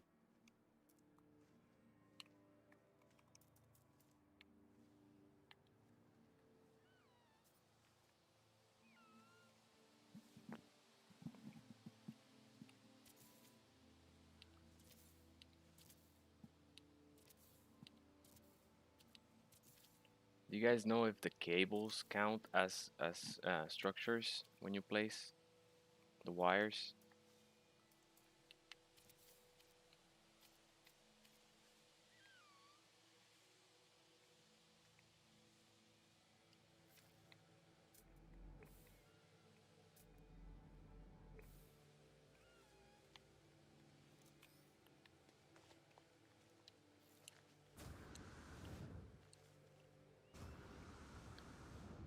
Maybe we don't even need pylons.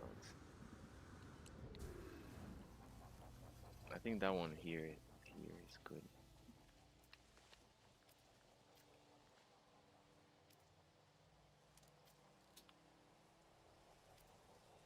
Oh my god, look at that. Alright.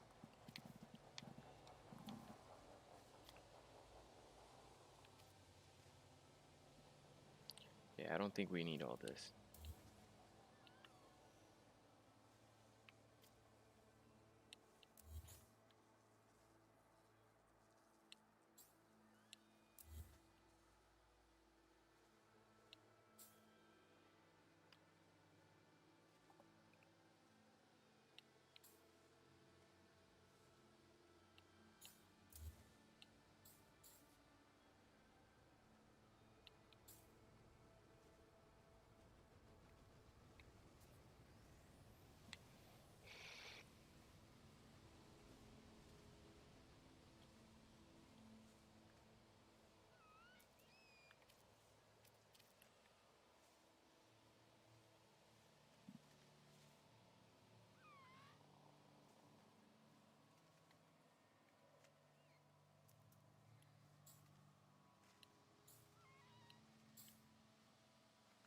I want to make a more efficient design. If I have to throw so many pylons, I don't want to run out of pieces just making these.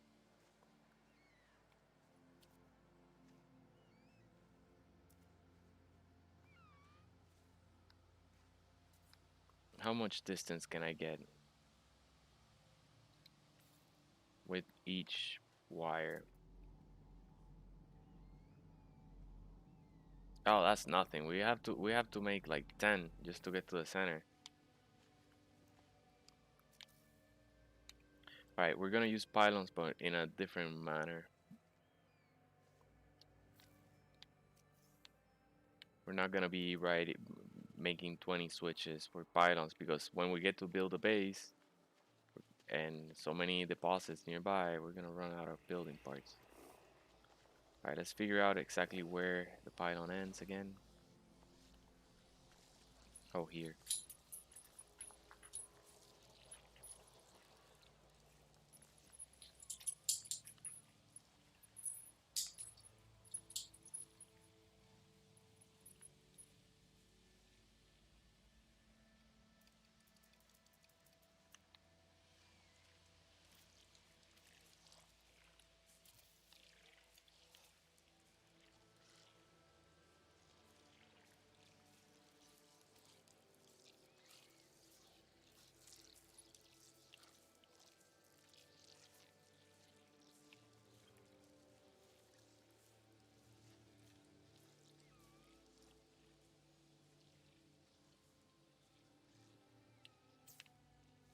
Okay, we got one more.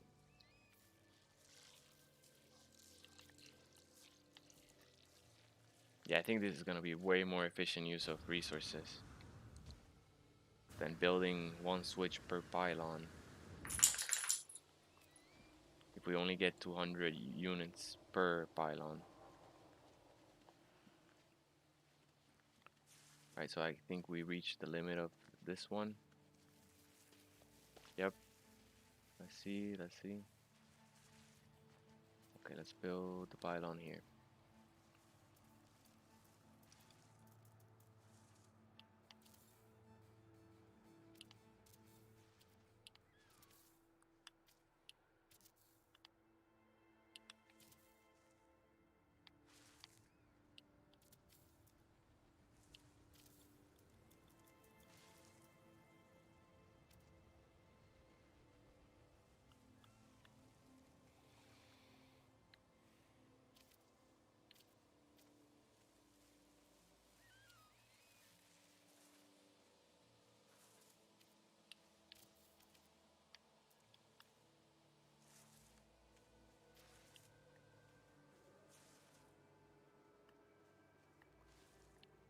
Boom, we have a pylon. Getting closer now. Ooh, we still have a nitrogen over there to reach. Let's see how far this one goes.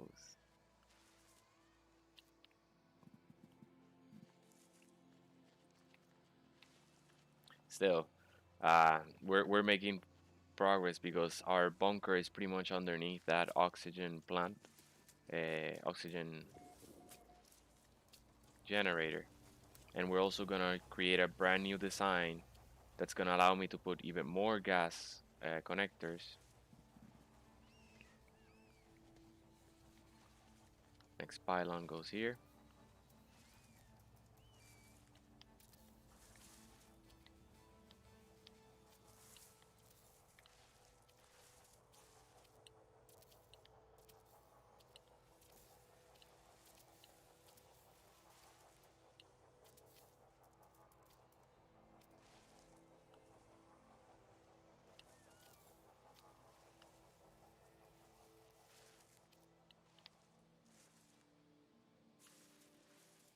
We can probably add a switch to one pylon.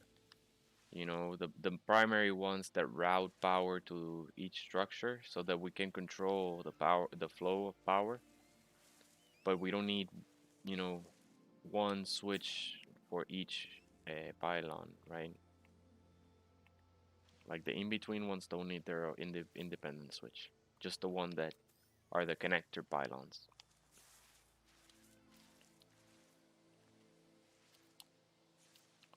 Okay, let's get see if we can reach our system. Yes, we can reach it finally.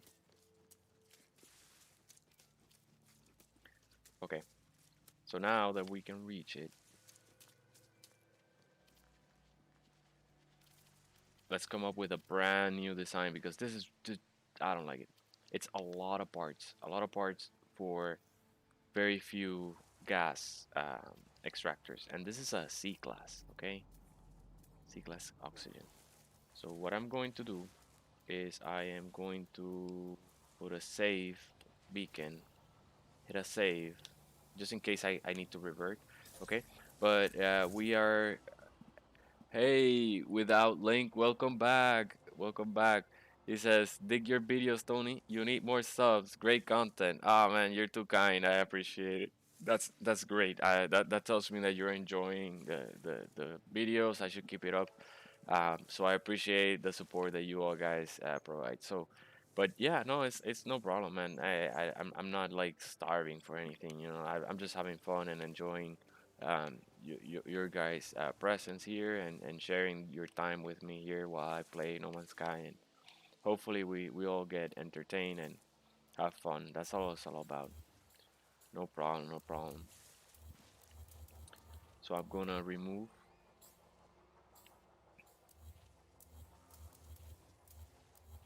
all these because even this is kind of like ugly already. And I'm gonna use the gas extractors and the mineral collectors, like the I don't know what they're called. Let me see what they're called.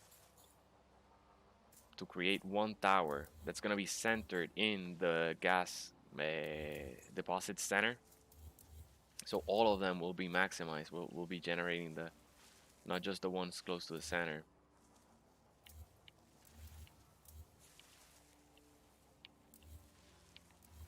And it's gonna look like a structure, like a big massive structure that's just extracting gas from the earth in one single location, not like multiple of them. It's just gonna look like one massive gas extractor. Okay, we got the inventory full. Annoying dialogue. But yeah, we've hit the 2 hour and 15 minute mark here, so I'm gonna take a short break of 5 minutes before I build out the next structure. Let's leave it everything removed here, so that we don't have to do inventory management and we just go straight to the build.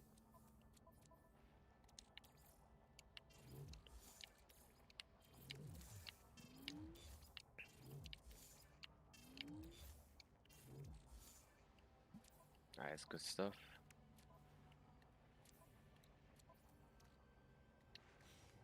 Okay, again, get rid of these.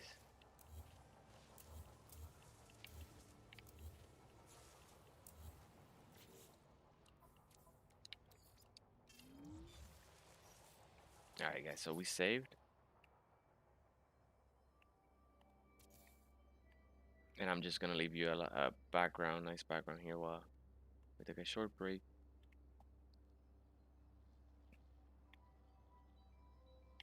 Let's see how far we can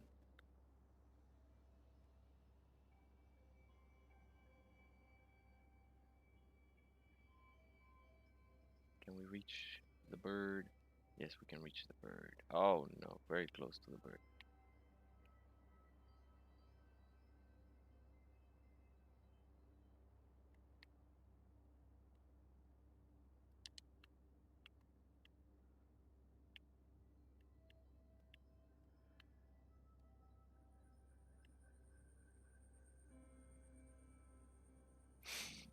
I don't know. Okay, guys, be right back. Give me a 5 minute break. We'll be back at 6:40 Eastern time. Just a short break, and we'll keep on going. We're gonna live stream throughout the night. So yeah, um, just be right back. One second.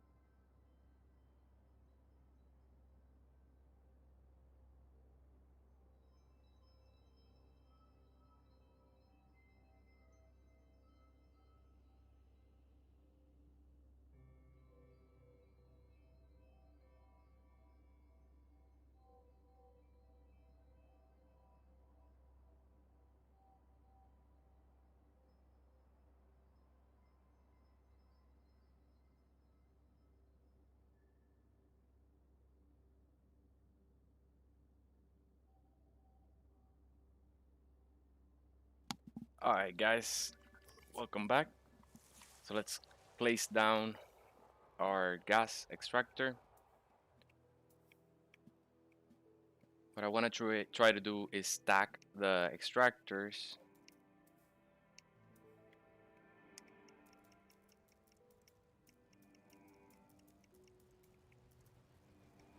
This is not the right here in the industrial tab. Here we are.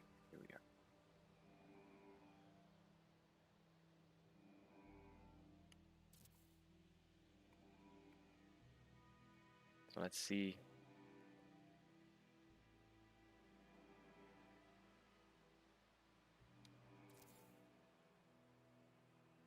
Let's make sure we keep our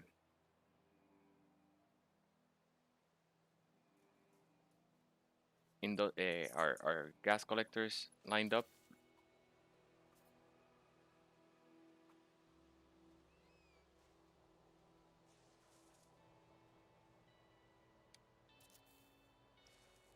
We have 4.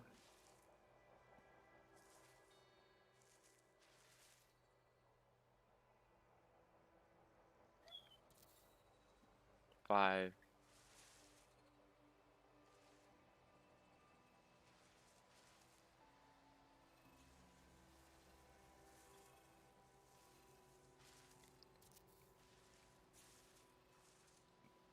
That 6th one is kind of like off.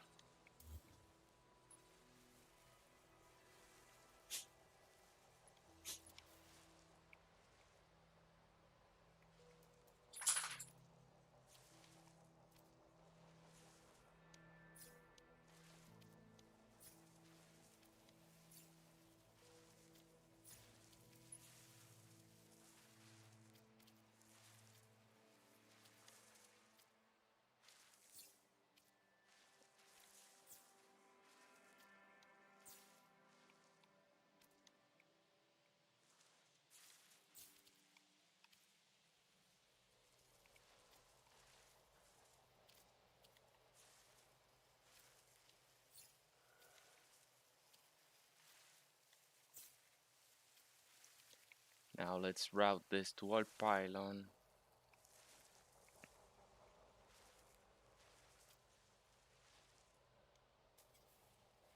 Okay, connection cannot build. It's too long. So we'll need another pylon.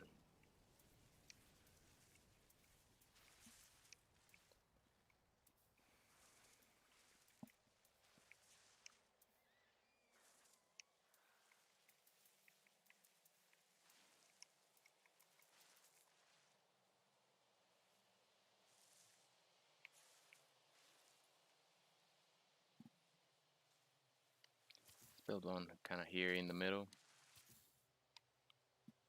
Or not. Let's build it here.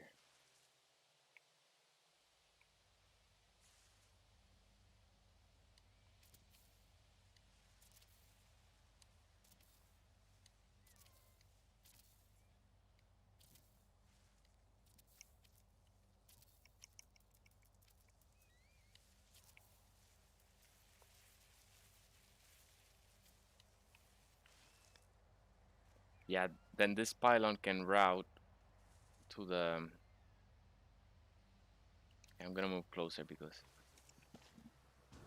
it can route towards the planetary archive.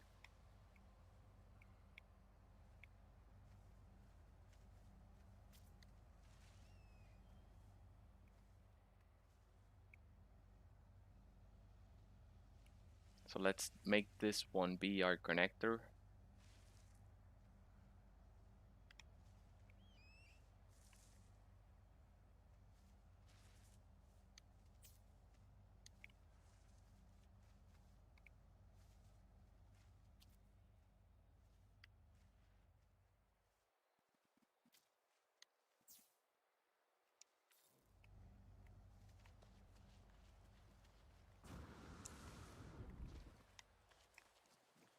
We don't have the collectors.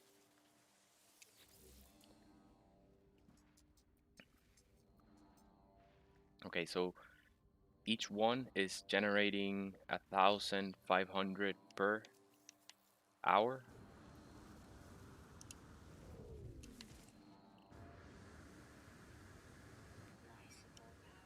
Let's go all the way to the top one. Okay, let's check this one out. Nice. They're all producing the same amount.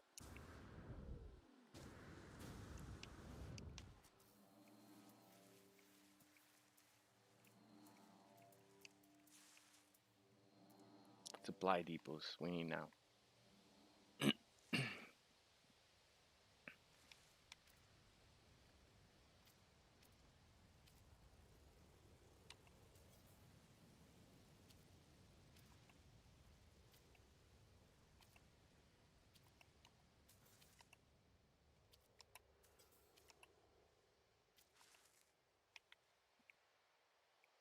How did they get these?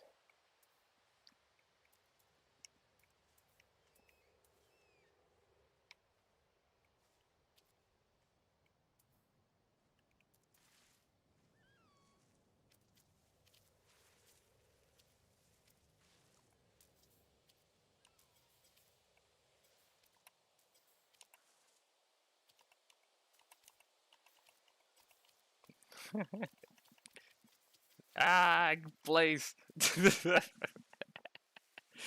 All right. Let's see. How was it? How was it? How do we do it? Let's try to use.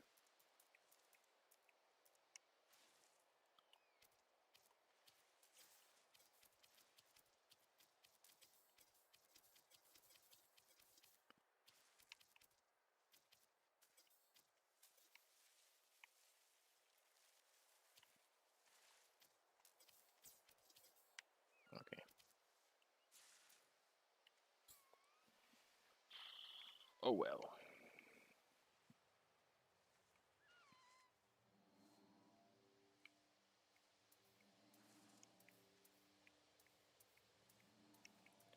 Tech, industrial, supply depot.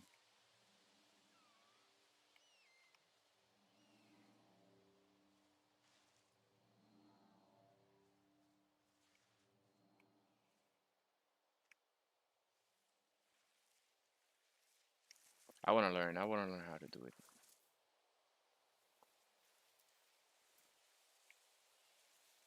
There's a way to glitch things in different angles by using these wire ones.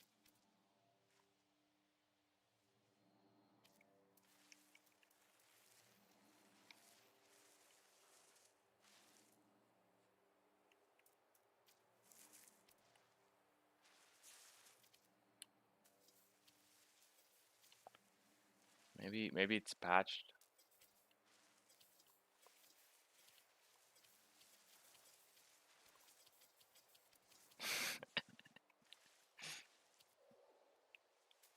Nope. How do you do this? How do we do this? Light box.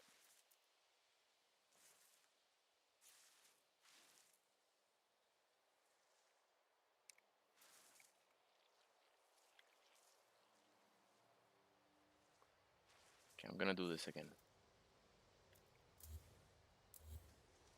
Because since I cannot do what I thought I was gonna be able to do, I'm gonna do something different now.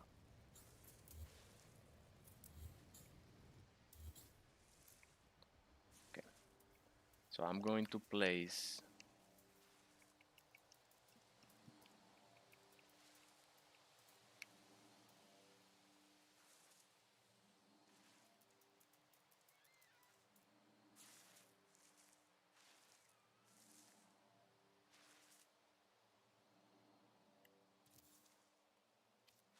let's put a wall so that we can raise this and remove that floor.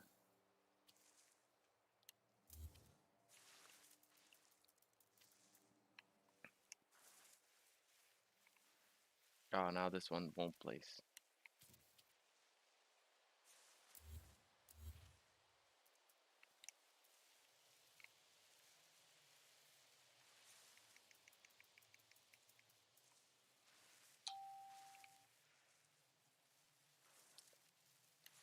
place here.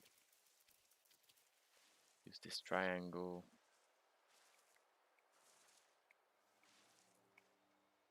Oh, come on. Why won't you snap? Okay, let's use another wall. I think if we place another wall, it'll snap.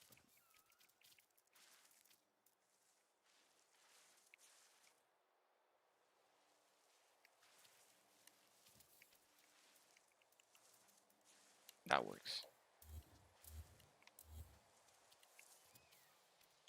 Ah, but it's too tall. Okay, come on, Antonio, get it right. Spending too much time on this tower. Now, floor. Now, triangle. Now, remove.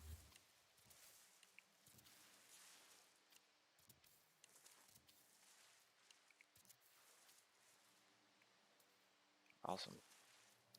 Now, let's place that first gas collector to get a reference.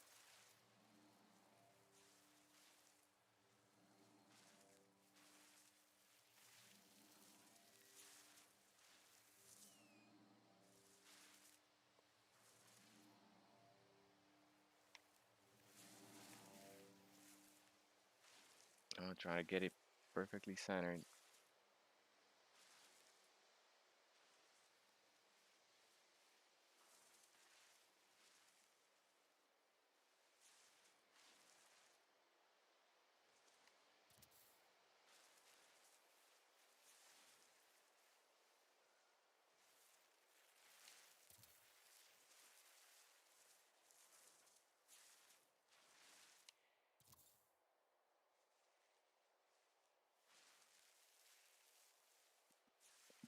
Kilikarita says, very cool. Awesome, awesome. Glad you like it. So we're gonna put the supply depots at the bottom, but kind of like around the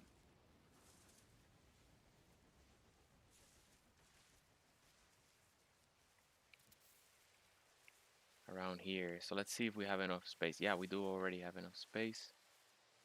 Let's put it at the edge here.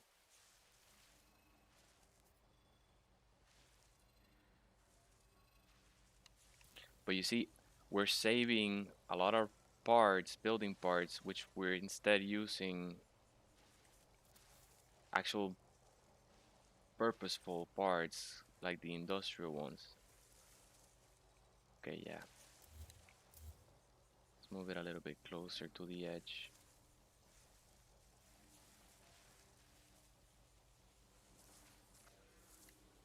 Let's see if I can place before I go all around.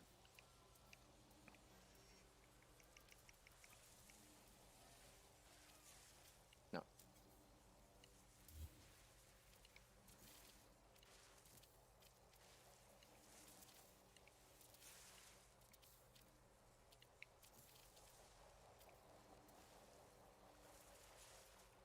Tech industrial supply depot. So here, nice. So let's get them as close and snug to the wall as we can. No clipping.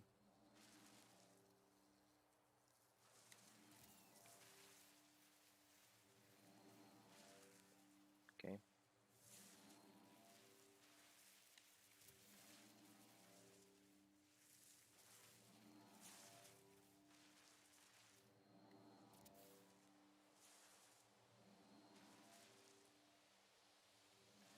Cool thing is also we have our extractors, and if we need to scale, we can always add more another layer of collectors, or we can keep stacking gas collectors, extractors if we need more extractors instead.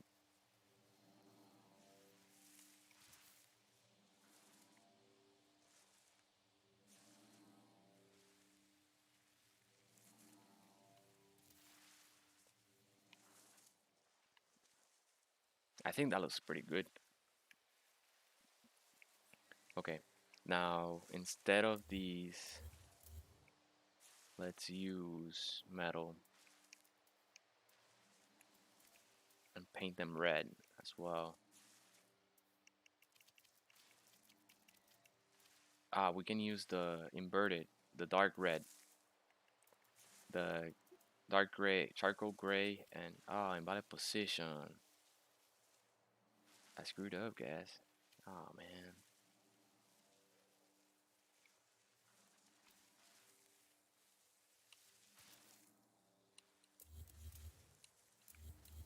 Pick your colors first, guys. Pick your colors first. At least I didn't wire it up yet. This one has to go as well.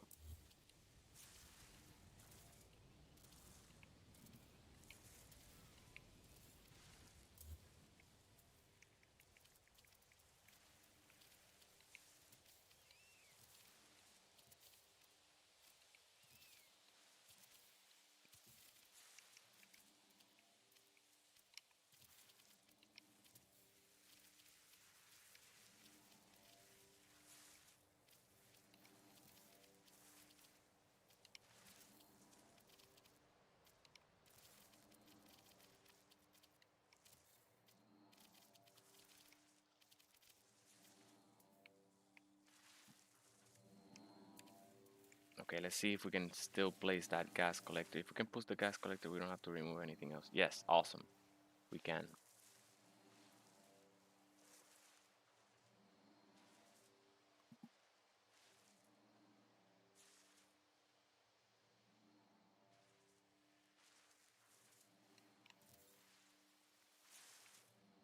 Now it has to go a little bit farther.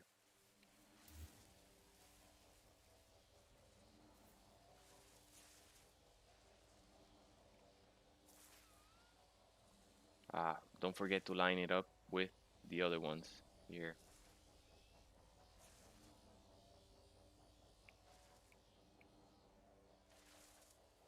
These look odd.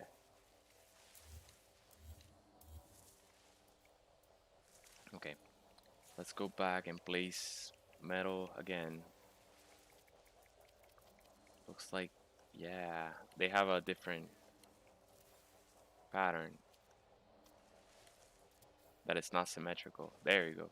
Oh, we're still missing this one. Now that's symmetrical. Okay, I like it. Tech,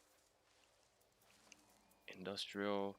I'm learning. I'm learning on this one. The other one should be quicker. Just because I'm right now, I'm just figuring it out. I mean, figuring it out.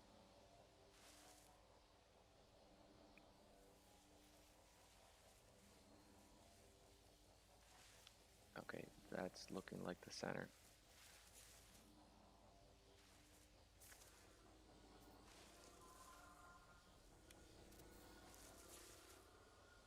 Beautiful.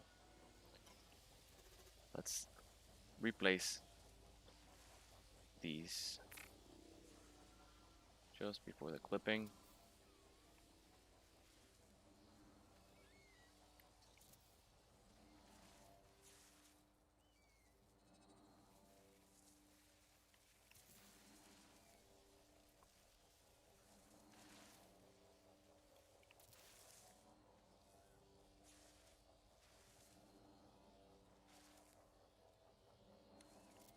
Nice.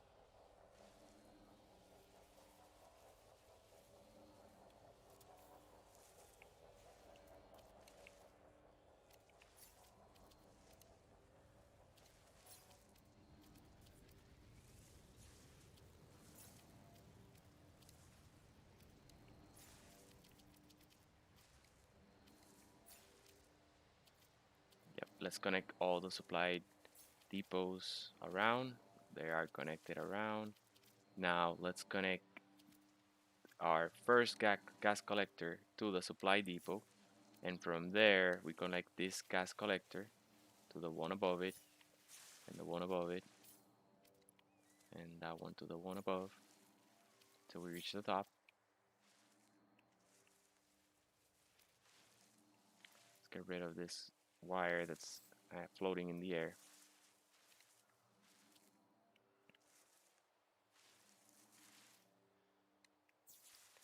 Now we only have to route power to the gas extractors because the collectors, the supply depots, do not need power. Nice. Awesome. This is way more efficient and actually produces more resources than what we had before. So I'm glad I spent the time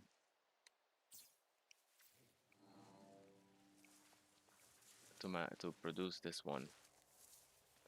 Plus, we have an outlet over here for routing our supply depot using the pylons. So we're gonna reuse the pylons, and we're also gonna use these to route the supplies from our drills. But yeah, we got this going and it's functional right now. It's working.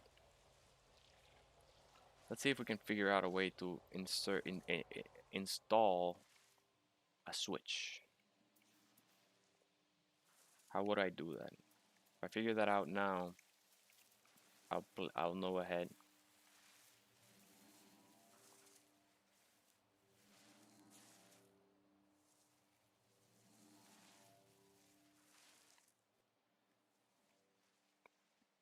I think maybe the switch should be in the pylon.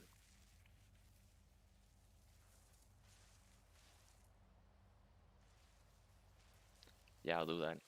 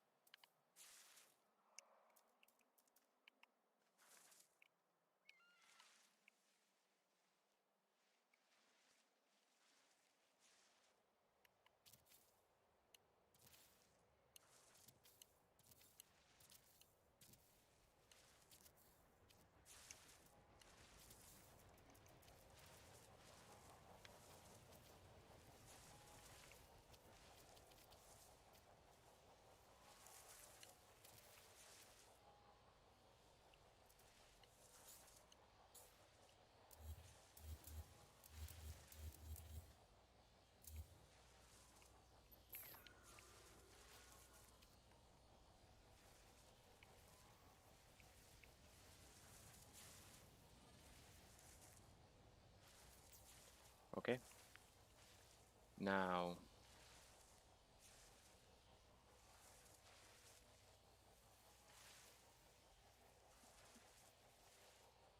let's route the power.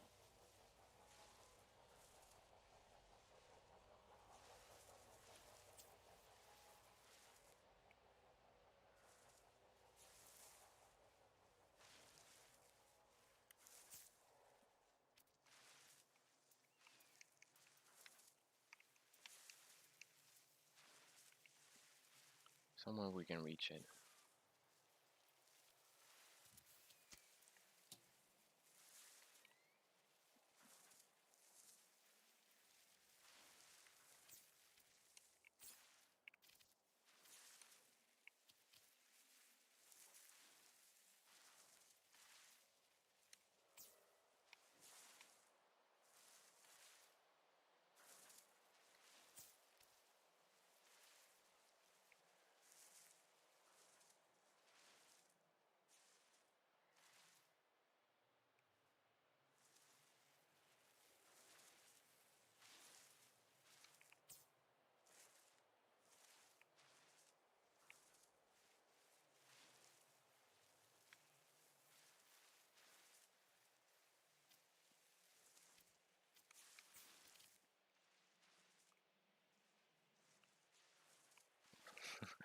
Looks like I made a very short pylon.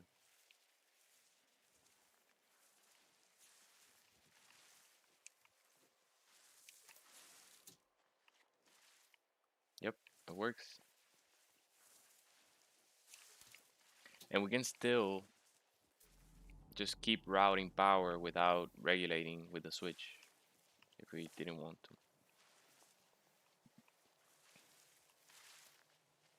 Let's see how much we're gonna be producing here.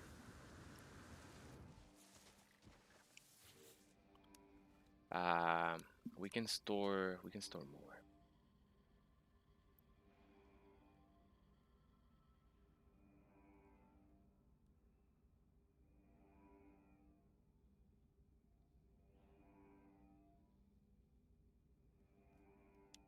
Let's see. Let's add another layer of supply depots.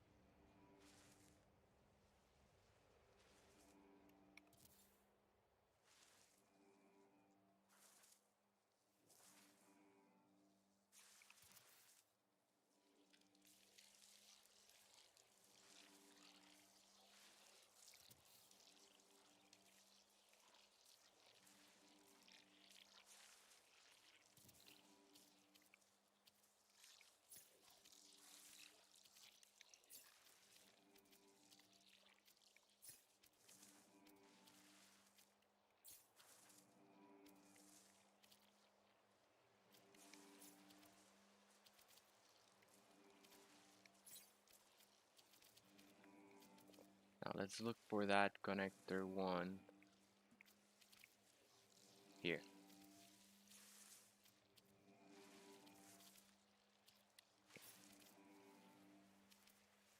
Yep.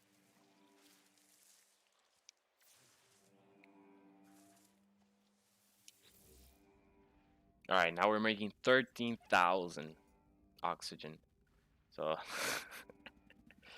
that's plenty. Plus it'll take 11 hours to fully charge that up.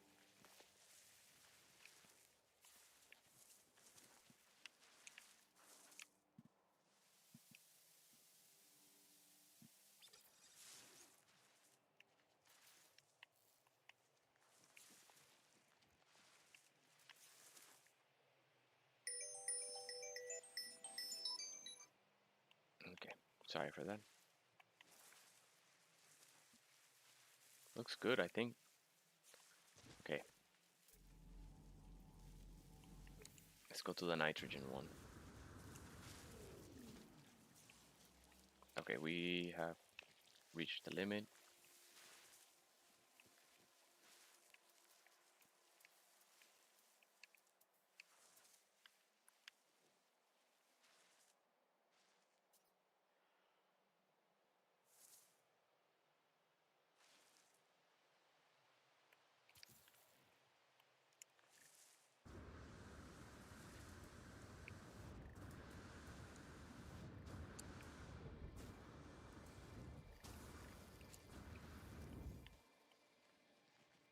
Okay, here's the limit.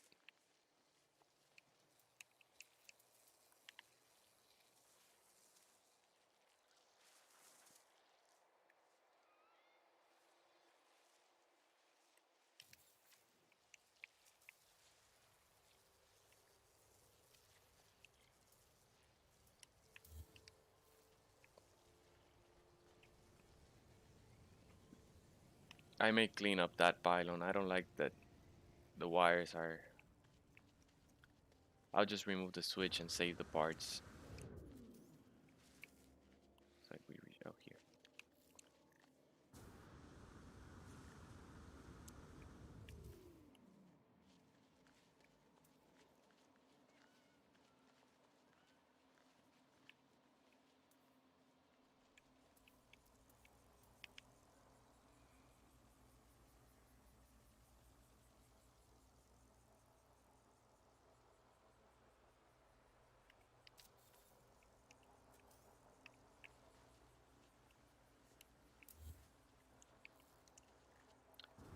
Alright, I think we are there. We can build our gas deposit. Let's... Ah, it's a C class. Blech. They're all C class, man. This sucks. It is survival though, so we don't need that much resource. can even hold it in our inventory. So it says 31, 36, 38.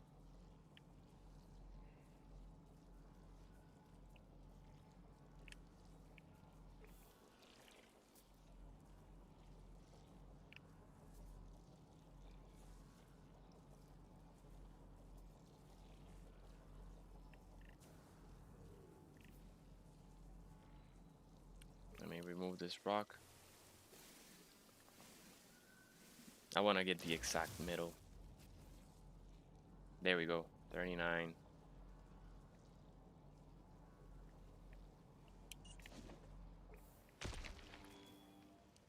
Okay.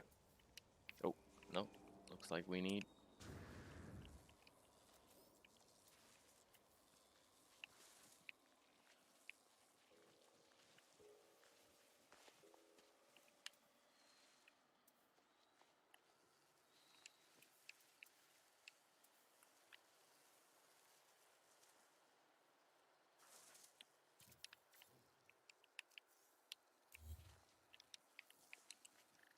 Awesome. So we're here, and we're good. We can keep building. Tech.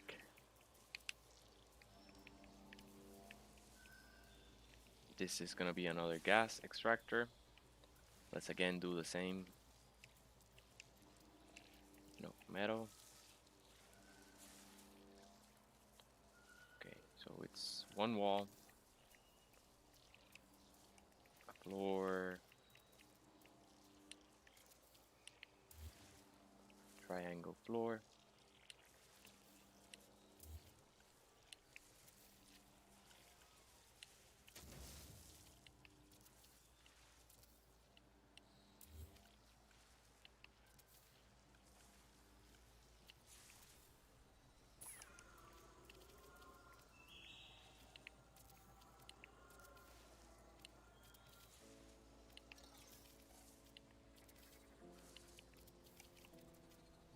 Curious little sentinel trying to scan me.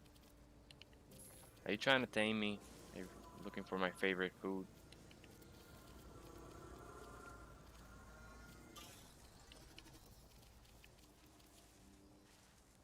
I am untamable. Like a lion.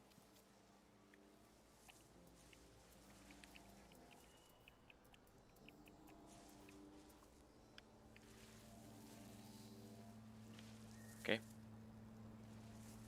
Looks like we'll need more metal plating, but it's probably that our starship is really far away. Yep. Still, we can only build 5 more.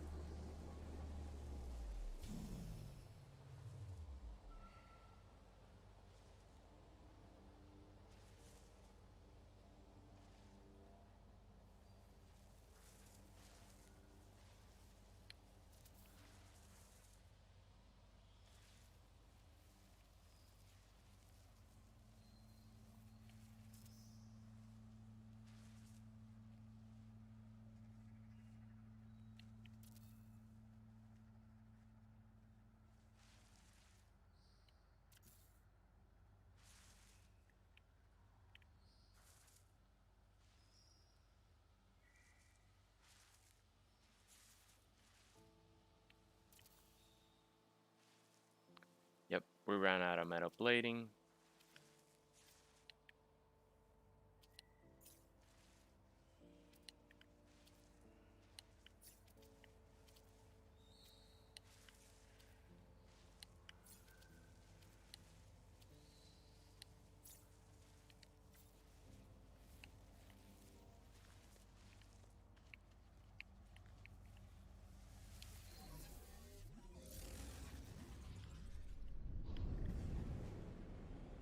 Let's go buy some resources.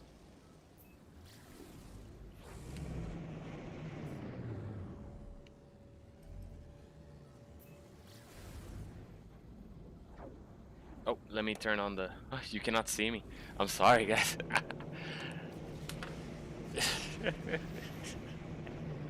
Oops.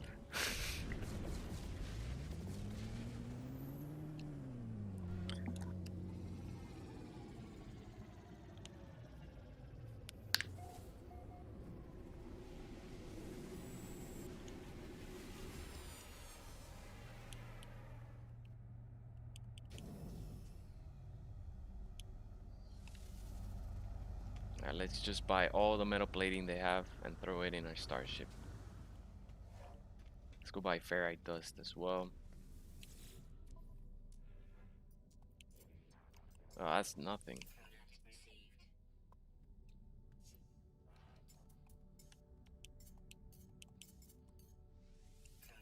This economy is not good at all.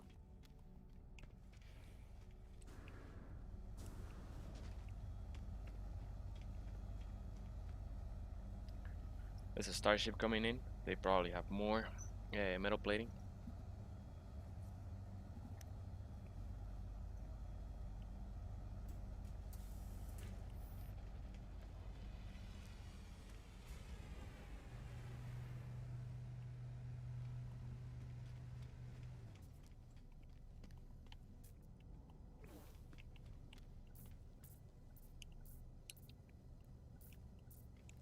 Come on, let me talk to you.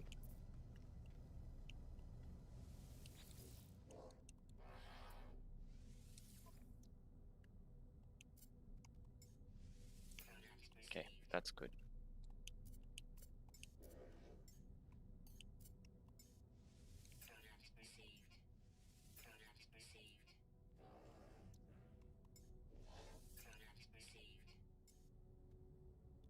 Alright, we're good. Let's go back to base.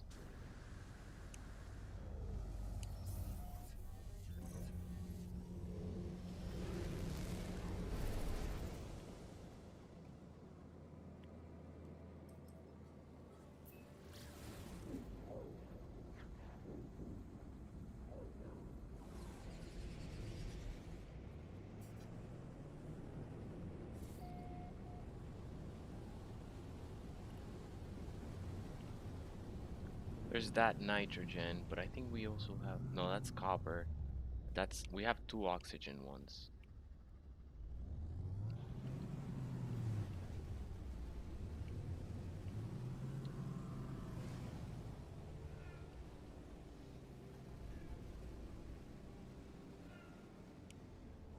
Yeah, it does look really cool. I think it does. It's our very own design. I'm sure a lot of people have done this before. Nothing special. But I like it. It's simple, minimalistic, conserves resources, and maximizes the usage of your industrial extractors.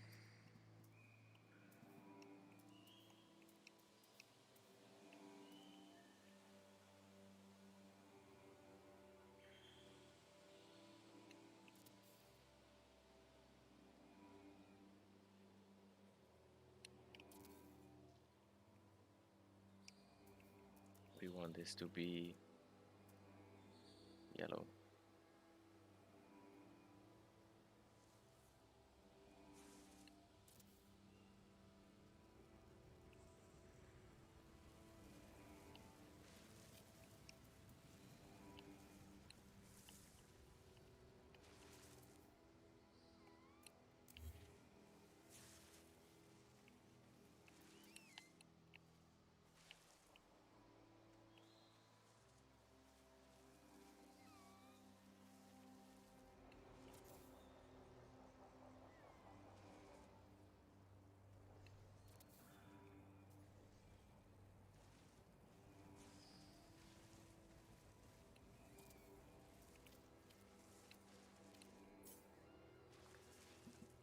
Sifton says, "Keep it up, great work, highly appreciated." Ah man, thank you for the support.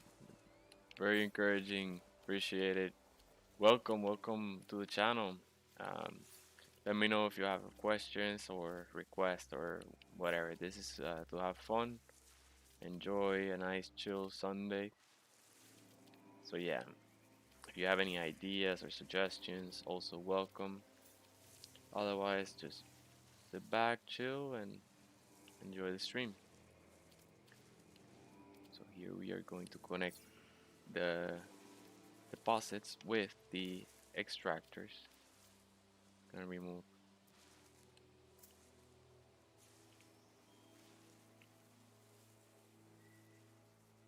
You know, they're kind of like jagged.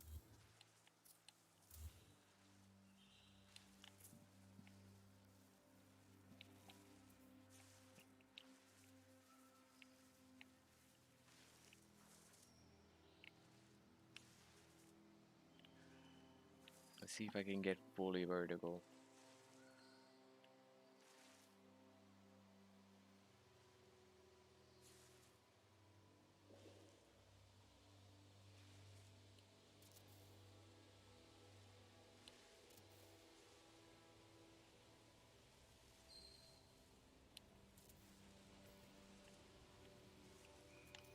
I think that looks better. Let's see. Just the last one is not properly placed.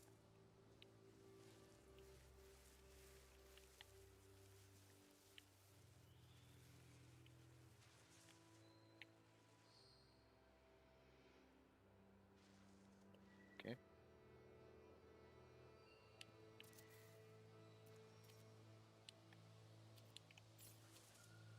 Yeah, that's better than the jaggedness. I like straight lines. Plus, it makes it look more like a seamless structure and not like a mesh of multiple.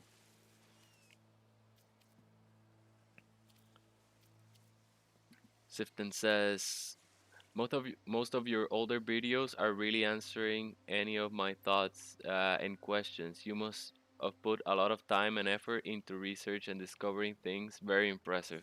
Ah man, I'm glad, dude. That's awesome. Thank you, thank you. I'm glad they're helping you out. I have to update a few of them for like the freighters one, the Earth-like. Well, the Earth-like one still works. Go look for Indium systems.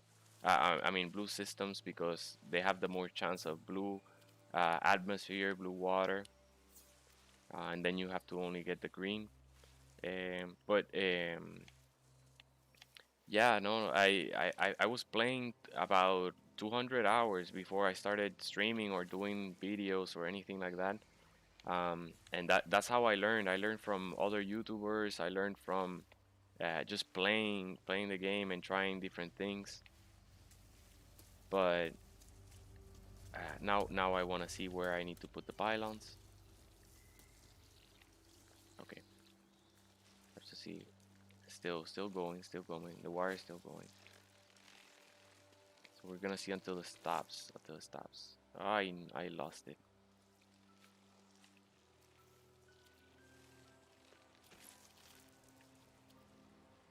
So here's keep going.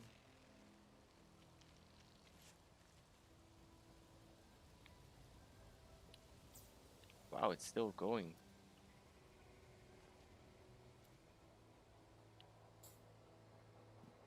But yeah. He says you covered that on your latest Galaxy system explanation video 3 months ago. I just came from that video. Ha ha ha. Nice, awesome, man. Awesome. I'm glad it's still relevant.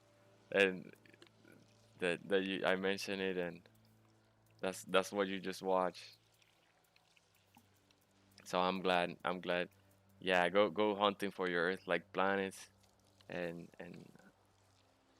it's good stuff. There's gonna be now even it's gonna be even more difficult to find Earth-like planets because with the Origins patch they added even more variation to the biome. So getting a perfect Earth-like planet is even more rare. I would say, right? Because there's just more combinations of possible biome colors, and then you get the one that you want, but it suddenly has extreme storms or something, or it has. But yeah, no, it's good. It's good stuff. Glad those are helping you. So let's try again. Extend this pylon.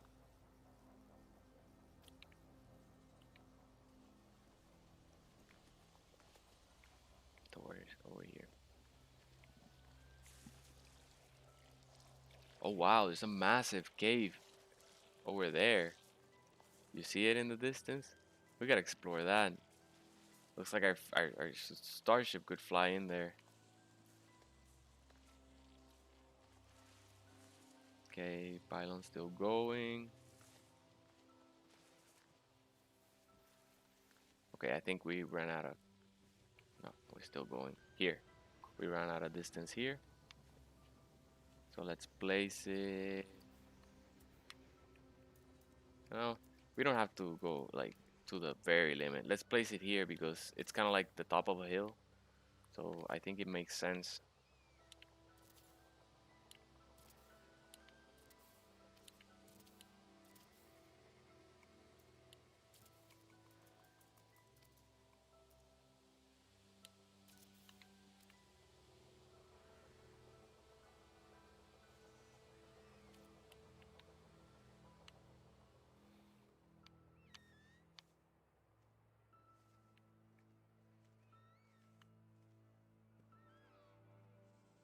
Oh, I thought I had it.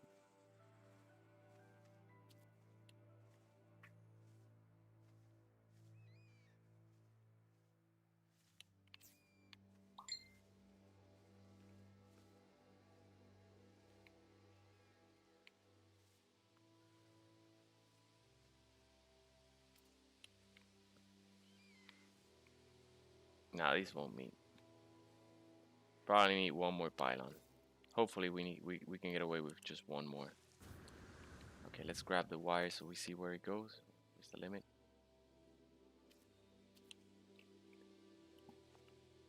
Pause, pause. Do you have any request, Sifted, um, for any type of video that questions you may have or anything?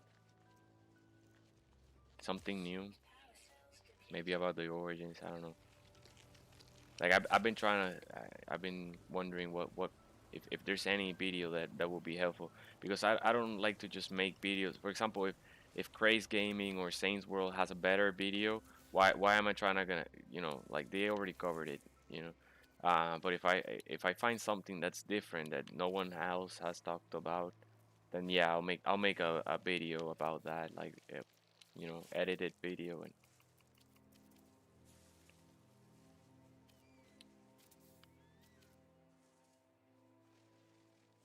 yeah, but they do an amazing job of covering all No Man's Sky. So and they've been really digging into the changes done by Origins and covering those. So like I was like, well, they already got it. If I do a video, it's referencing their content pretty much. So why not?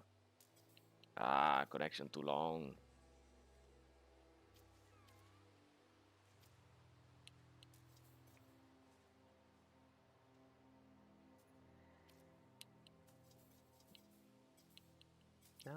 Connection too long. All right, we need another pylon.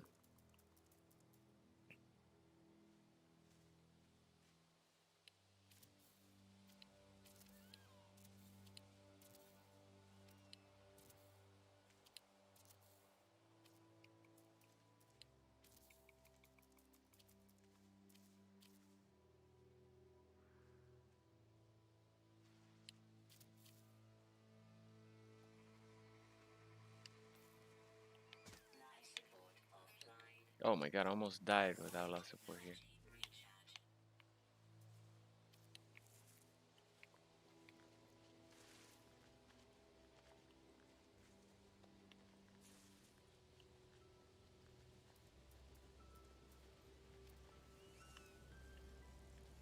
Stop jumping all around. There, place well.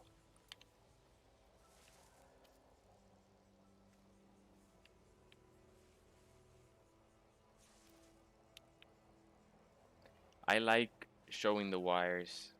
I know I could just like throw the wires through the ground and then put the hide wire um, mechanism, but I do like them. I like to see the flow of power. Adding switches to control and regulate the flow of power. Although here we're just gonna get rid of it. I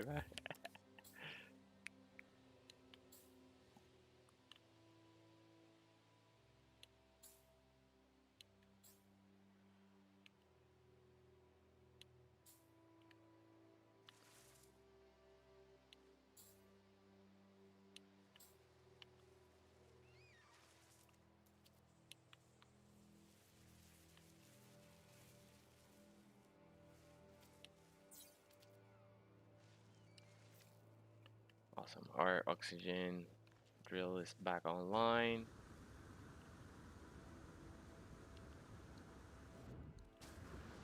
I think we should move this pylon out of the way. Put it kind of like here.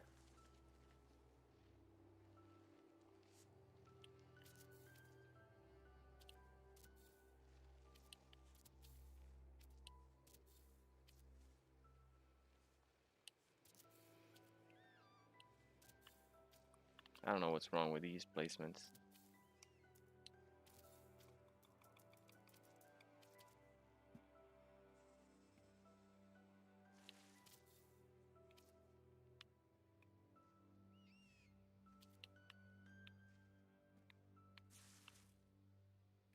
Yeah, it'll look a bit more straight. That one pylon is kind of like out of the way.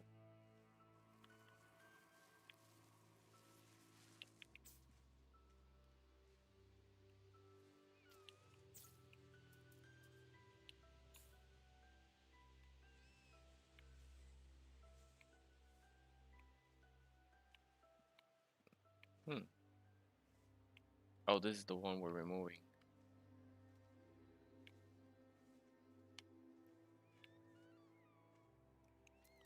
Maybe I don't have enough distance now. I do.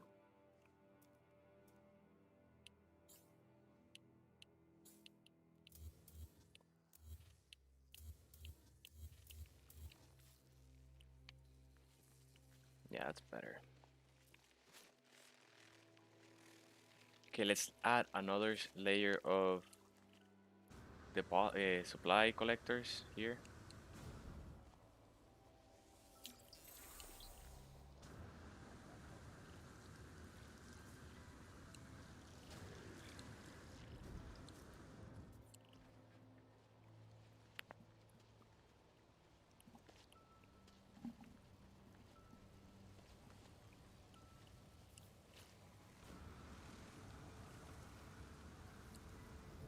Now we can remove this save point here. Remove this.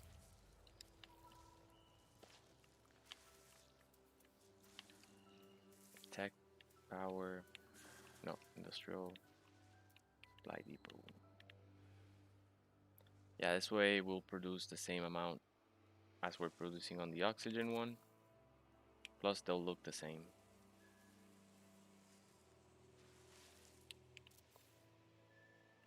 Yeah, this beats spending the base part count on the on concrete blocks and walls and making a flat surface and just stack them on top of each other and save the resources, because that means you can get more resources and you can tap into more drills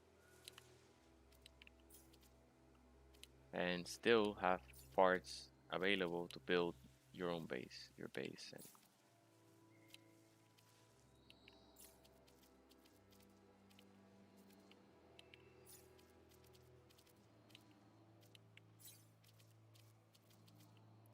okay, now let's find that. Where is it? Here it is.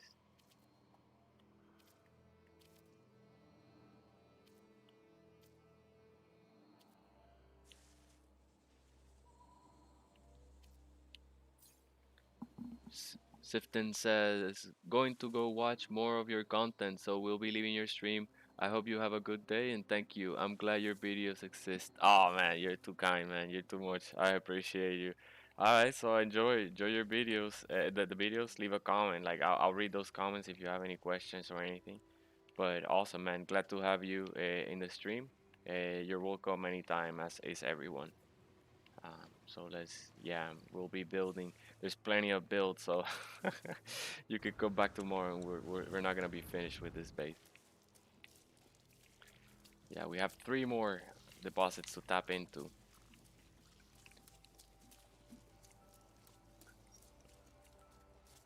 But I may replace one. I may just use 1 oxygen instead of 2. But now we have nitrogen, we have oxygen, we have the 2 gases of the lush planet that we need for the. We're not. Ideally, for stasis devices, you should use more than this. Just dedicate that base to the to that resource, to that S class. Find an S class and dedicate it, and then have an S class paraffinium, S class nitrogen, and then you're done. But here we just really want access to these. It's not really for stasis devices, but that way anyone that needs to get paraffinium or anyone that needs to get nitrogen for upgrading or for anything or for cooking or for whatever, they'll have access to all the industrial drills. We'll build them out for them and then post the coordinates. You can just add me as a friend on the using that friend code above in the No Man's Sky, and then you'll see all the bases available for you to teleport and travel to. All right, so we have power. I like it. Let's see. Let's make it daylight. Well, I always make it sunset or sunrise because it's just amazing. It just looks great. Let's go up into the clouds.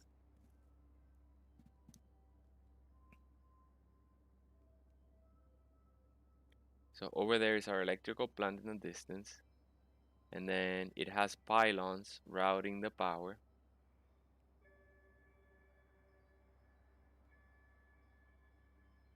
All the way to our industrial, our gas collector. And then all the way to our nitrogen collector over there. They look pretty cool. I like them.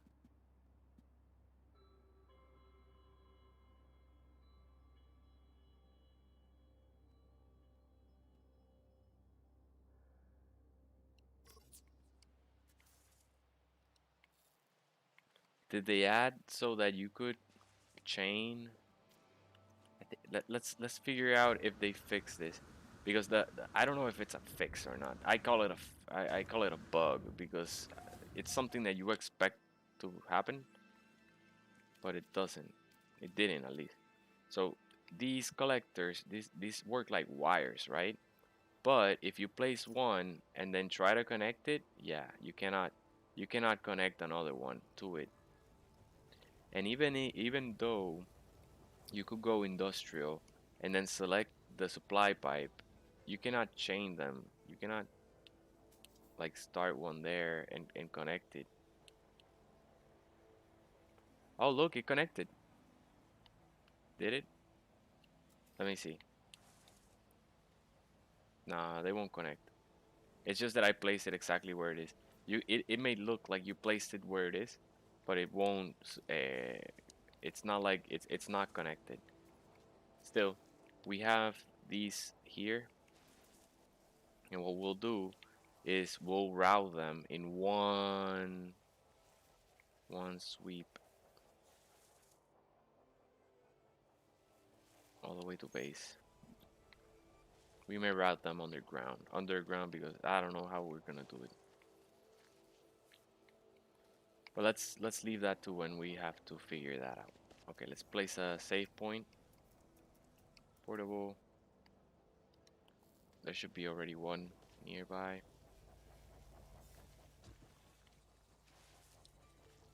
Yes, here it is. Gage Young says hi. Hey Gage, welcome to the stream, man. Hope you're having a good Sunday. Uh, we're here building out industrial um, um, extractors.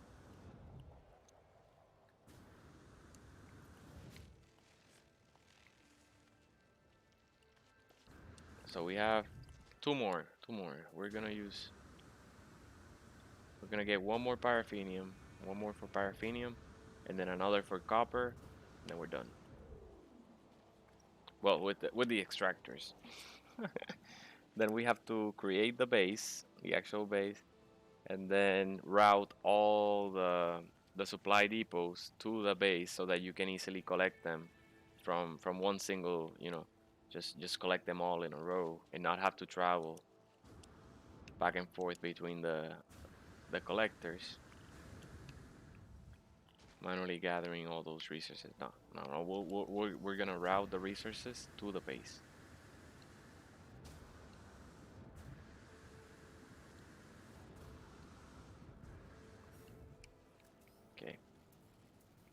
Looks like we cannot build here. We're gonna have to extend.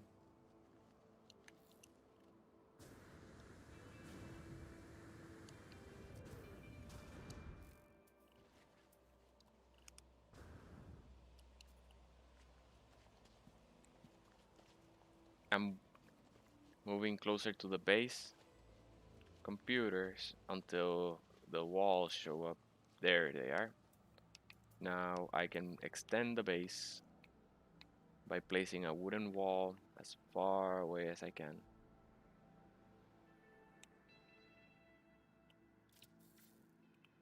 Now I travel to that wall.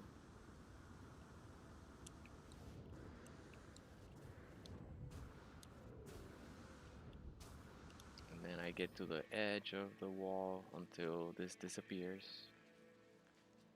There it is.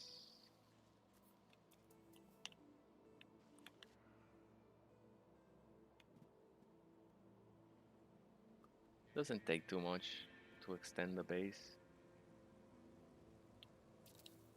2 or 3 walls you place and you're at the edge. I think one more wall and we get to build a paraffinium extractor.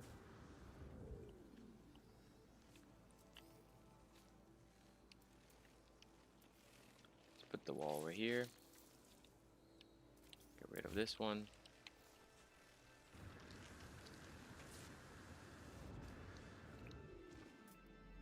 Now. Oh, that one is an A-class oxygen. Okay, this is a C paraffinium. Chrissy G says, nice idea, stacking the gas silos. Might take that from you, bro. Lol. Nice, awesome. So that's how you extend your base. Yep. That's very simple. It took me 300 hours to, start doing it myself. But we are doing it now. And it's so useful because see how many extractors we get access. We get in one base location, we get access to all the resources of this lush planet. So yeah, do that, and save yourself bases, because you'll have everything, and then you route all the supplies, all the oxygen, nitrogen, all the resources. You route them to your main base and collect them all at once there. Um, so you'll see how we do that later, but that's gonna be next. Leave that wall there. We can get rid of this save point. Let's hit it. If we crash or anything. Chrissy says, you just got a new subscriber. Nice. Welcome. I appreciate the sub. Thank you. Yay! Chrissy G. Awesome. Welcome. So yeah, these bases are for you guys too. This is not just for me. I'm gonna be building these bases, and also this is gonna be the headquarters. This planet, beautiful planet that has no storms, is gonna be the headquarters. But eventually, I will start building outposts in star systems very close to this one, so that you can arrive in this one and then go out exploring and use those outposts. And I plan to build one for the Arctic biome, for the scorched biome, fungal, irradiated biome, and even for the airless biome. And in the airless, we're gonna build a low orbit space station. So stay tuned for that. But yeah, it should be pretty cool, Although, but this is the start of it. We need headquarters first. But with this extending the base trick, we'll get access to all the resources using just one base per biome. Okay, I'm looking for the center of this paraffinium. It's this way. Okay, we passed it.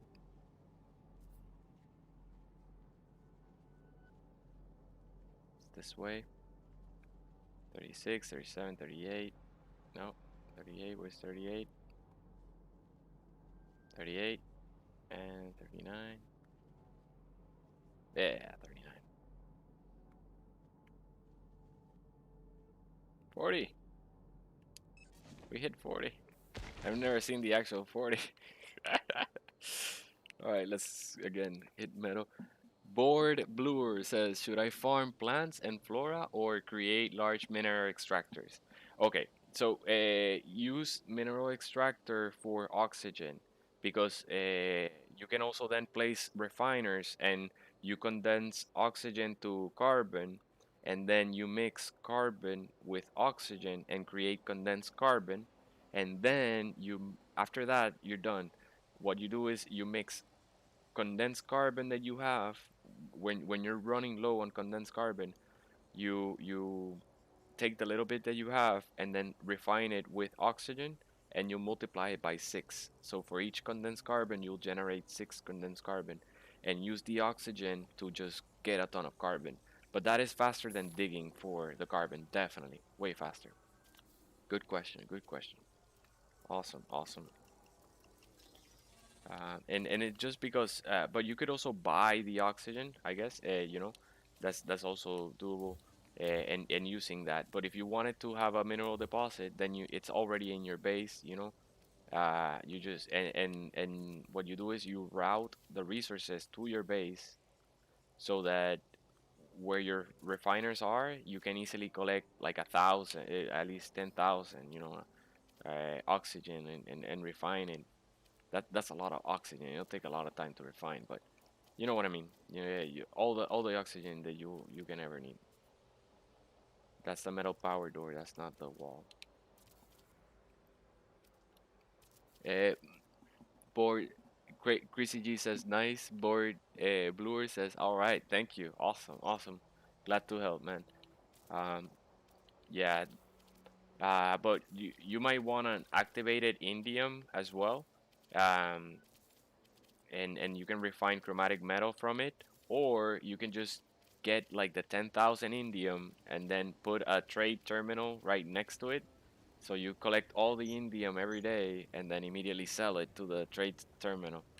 Um, it used to be bad, like not the best thing because when once you sold like 10,000 activated indium, it would cause the demand for activated indium to drop significantly. So you spend all this time building the farm, and the first time you sell 10,000 indium, you broke the economy, and it's worthless in that star system. So you would have to like get the indium and then visit to another star system in order to sell it there, crash the economy, and then every day you have to find a new star system. So it wasn't the best. Economy crashing was the better process for making units. But it's still activated indium is still a good way of making chromatic metal because it's the most efficient way of refining chromatic metal. One activated indium makes four chromatic metals. Um, and those metals, chromatic metals, are used a lot in base building. Like when you're building batteries, you're gonna drain. It takes 100 chromatic metal. When you're building these mineral extractor, it takes 100 chromatic metal. Um, we ran out of metal plating.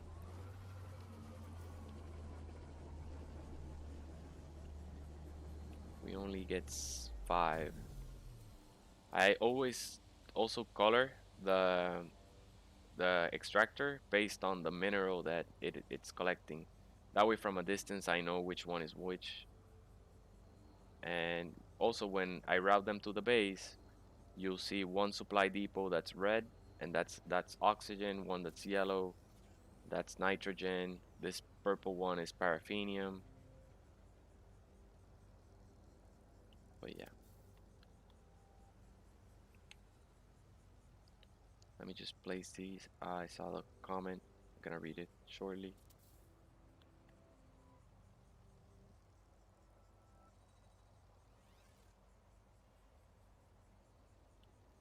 But yeah, these are the best. If you're playing on regular mode, you definitely want mineral extractors because survival is not that necessarily required because of your limitation on inventory capacity. So since you can only hold 250 of each element per stack, then you see, like even in your starship, you can only hold 500. Having a farm that you can collect 14,000, in one thing is gonna be, it's just gonna fill your inventory in 1 second. and all you're gonna be able to do is sell it or something, and it's just gonna be too many resources. But in a regular playthrough where you can stack 9,999 on on each stack, definitely, wow. Um, you should use we need this looks so odd. The mineral ones look really odd. Okay, I'm gonna look for a new space a new star system. Um, this one's fine because we already purchased all the metal plating in this one, so we need to find more. Greasy says, cool, cool. Hey, Sir Dan, welcome back. He says, never mass sell or to trade terminals. Always mass sell to trade ships that land on space station. Doing this won't crash the economy. Awesome. That's a great tip, man. That makes activated indium extractors relevant to survival now. Totally, definitely, because that's the whole thing. Since your inventory is like fully packed of activated indium, you cannot even take out the 10,000 indium, 20,000 indium there is in that supply depot. So you would have to like travel like all the place. But maybe if you build in one of in a trade station, right?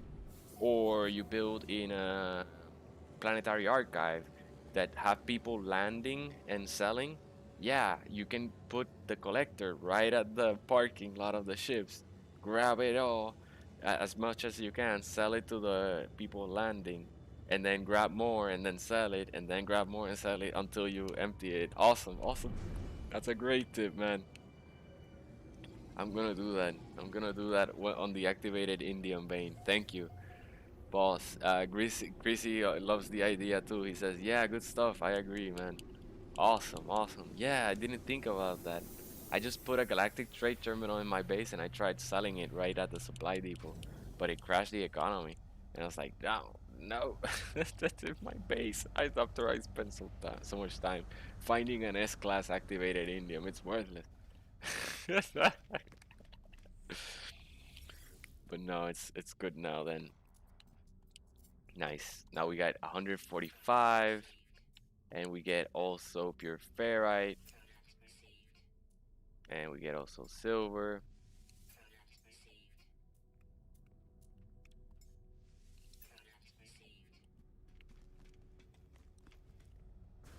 Boss. Yeah, yeah. You spend so much time, and the thing is that you build. Ooh, look at that starship. I always take screenshots, and with the coordinates, I say I'm gonna post them on Facebook. I will post them on Facebook someday, and then someday I also add the what's it called, the Discord link to the YouTube channel. But yeah, this is so that if you guys like these spaceships, you know, you can come and hunt for them yourself. But there's a few. Look, let me show you. Let me show you them. Check this one out.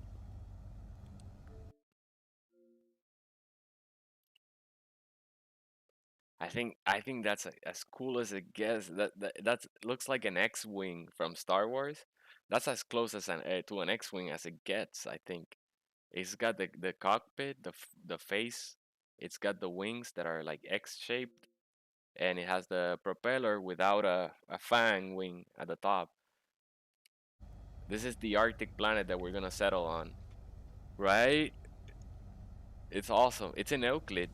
It's in Euclid. So if you want, just well, you have the coordinates. You can just pause the video there and get the coordinates for that one. But I think that's one of the amazing. It looks pretty cool.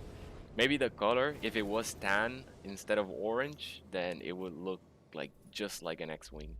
Um, or white or gray, something like that. But still, the orange looks like say you're an officer. The officer gets a orange X-wing fighter. Nice. So yeah, dude, and it's also a small inventory fighter, so you don't need that many units. If you're starting out, it'll only take 2 million units, to buy an A class, and probably like 3 million units to buy an S class. It won't have inventory capacity for anything, but you can scrap starships and get a ton of upgrade units at the same time as you're getting upgrades and selling them for nanites at the same space station. Board Blur says, does anybody know where I can find the glyphs? Do I need to be in a specific time in the storyline? No, you can look for glyphs at any point, as long as you can land at the point that you can land on a space station. So the first time you'll find the aliens either in space stations or in the new planetary archive, which is this big massive building that we chose as our base. Our base is this one here. That you'll see that they're translucent. They're not Viking, they're not Korvax, they're not Gek. They're like travelers. They're like you and I, and but they're translucent, like they're like a hologram. And when you talk to them, you can ask where they came from, and they'll give you a marker to a grave location. That grave location will teach you a glyph. You'll need to find 16 graves in order to learn all the glyphs. There are 16 glyphs in total. I like these. I like these extractors. They look awesome. There's our nitrogen one.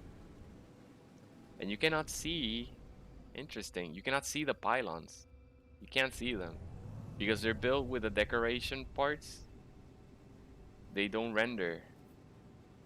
These do. That may be a good thing. That may be a good thing. I like it. But yeah, this is a planetary archive. This structure. You can find aliens here, traveler aliens here, or in the space station as well. You can also find them in trade terminal, in trade stations down at the planet surface. They'll be available there as well. Good question. Good question. Hazer then says, wait, let's find where we're parking, where we're landing. Our A class and our paraffinium class, our oxygen and our paraffinium are really close by. So we're gonna route them, and I'm probably gonna remove the other oxygen because we only really need one oxygen plant, especially when this one is an A class.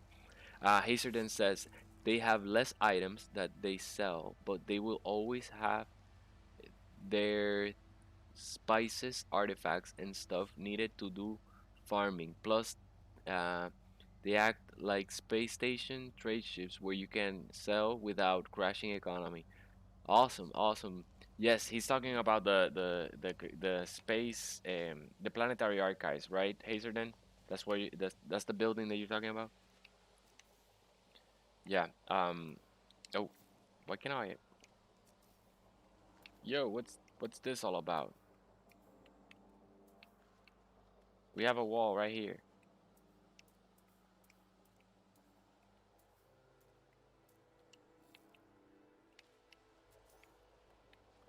Why can't I build? I gotta extend it again.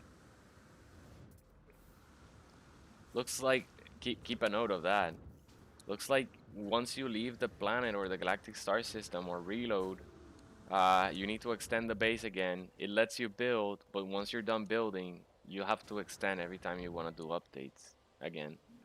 Hazer then says, no, traders that land on your base. Ah, nice. Yeah. Right, they added that new, like, they're pirates that land randomly. Last time, the day before yesterday on stream, a pirate landed right in front of us, and we got to buy a ton of X class upgrades. Most of them were trash, and he pretty much ripped us blind, robbed us blind of our nanites. But one of them was good, and it was even better than an S class. So it made it all worth it at the end. Hazel then says, if you have enough landing pads. Ooh, good to know. All right, we're gonna add those landing pads then. What is this? What's wrong with this? All right, let's do this. Let's reload. Let's do a reload. This looks like something weird's going on.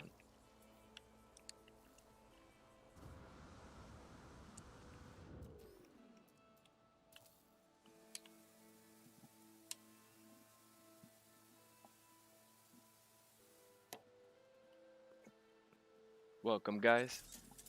But yeah, awesome, awesome. So build a lot of landing pads, and then pirates can land on your base. That's an awesome tip because they sell X-class upgrades that can be potentially better than the S-class ones. So if you're a min-maxer, you'll definitely want a full set of X-class. Um, for example, there's one that's the jetpack boost, I think. It has 20%, where the S-class goes 15% max. So multiply that extra 5% by 5, and you'll end up with 30% more boost than if you had all S-class. And that's probably a lot of speed increased in comparison to someone that has an like full set of S-class. Um, Hazer then says not pirates, traders. Oh, okay, okay. So regular traders will land on your base if you have enough landing pads. I didn't know that. That's pretty cool. I'm at a space station and I've just spoken to everybody there, but haven't gotten an option to ask where they're from. Okay, they're not gonna be Viking. They're not gonna be Korvax. They're not gonna be Gex. They're gonna be aliens, like weird aliens, not like unique. They look unique. To very different to the other three species of aliens. Plus, they look holographic. They look translucent, like they're not really there. Like they're a projection. So those are the ones. If you don't see anyone that looks like a projection in your space station, you have to just warp to another star system and then try there. They're rare. Not every space station will have one. So keep trying, keep looking. But at the same time, don't forget to upgrade your exosuit capacity every time you land on a new space station. You'll get to purchase a new upgrade.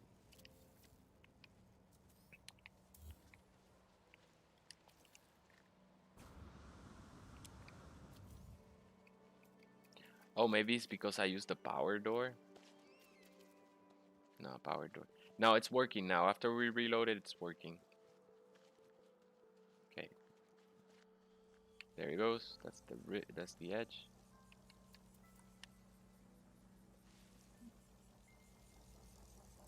So wait. Okay. Port says okay. Greasy says yo blower. They have triangle heads or those light bulb head dudes. Yes, they look like that. Like weird anomalies, like the ones in the space station. Um, okay, we got that one extended. Yeah, so if you're having trouble extending your base, just reload and it'll fix it. Apparently, boss, thanks. Says board bluer. Dude, this is the best community. Everyone's so helpful. You know, people visit my base, are playing here, and no one tries to kill me or destroy me or anything. If this was Ark Survival Evolved, that would be a whole different thing. You could not even deal with anyone else. Everyone in that game is a troll. Like you have to be a troll yourself in order to survive in that game. Um, I don't know. This one, we decide to survive by helping each other, by building bases like this that other people can come and join and get a ton of resources.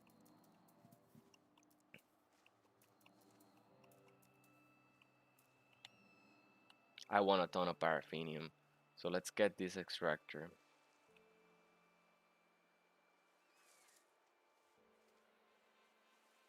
to be a little bit taller. Let's see, let's work with this. Let's work with this. Oh, pick your color, guys. Every time you leave your base, and if you're putting things down on nighttime, you can barely tell that this extractor is a different color than the one below. Hazelden said, Crazy says, that's facts. NMS has the best community. It does, right? Hazelden says, I am off to play. I just took down the tower and I am going to look for a new spot to set up since as of yesterday, I am the last member of the Shade Corporation. Oh man. Board Bluer says, what is the Shade Corporation? What is it, Hazelden? Before you go, don't leave us with a what was it called? No, it's not anxiety. Anticipation. The anticipation. Big words, and a Puerto Rican. That's not a good mix because I speak Spanish, not because Puerto Ricans are cannot because it's like I don't know. You trying to speak Spanish if you don't know it that well. Never mind. I'm gonna shut up.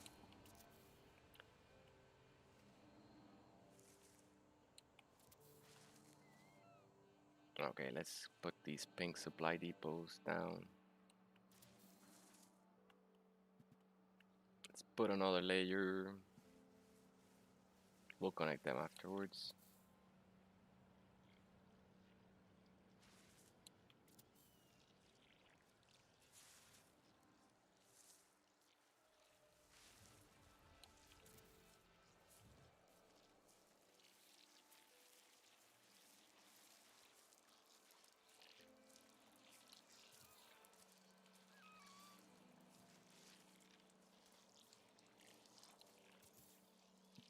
What time is it? It's 8. Okay.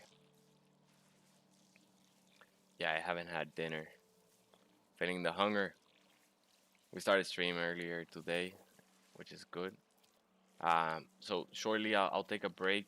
I'll probably finish this drill, take a break, get food, eat, and then immediately come back. I won't make you guys wait here, obviously. But yeah, I think we can pretty much come back probably at 9 and continue making progress here. But I'll have to eat. I have to eat. It's gonna be bad if I go to sleep with hunger. Okay, we have connected those.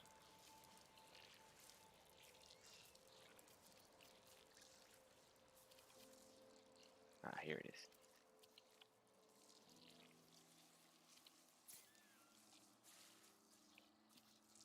Okay.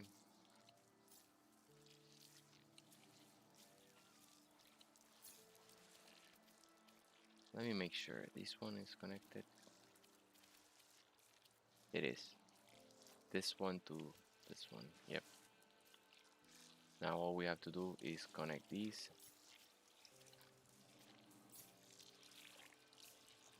I think we also have to connect this one. Yes.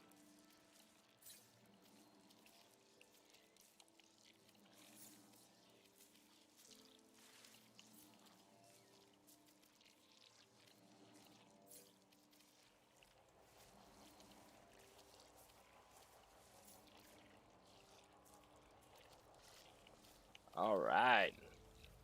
We got one.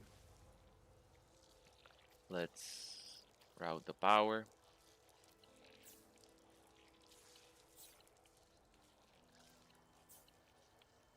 Oh, that one went to the wrong one.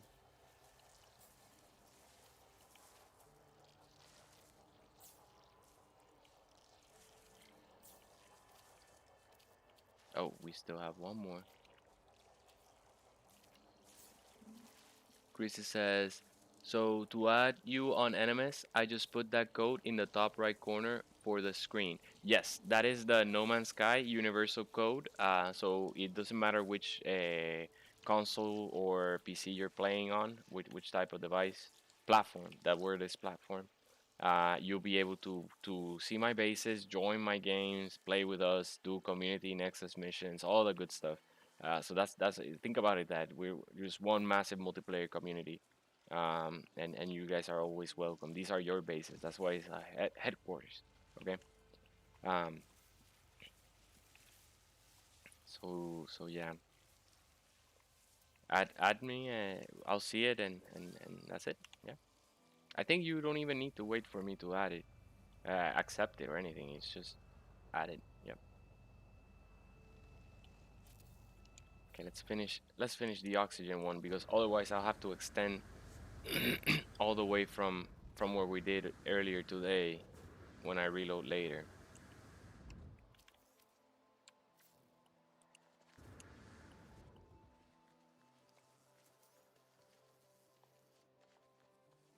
There he goes.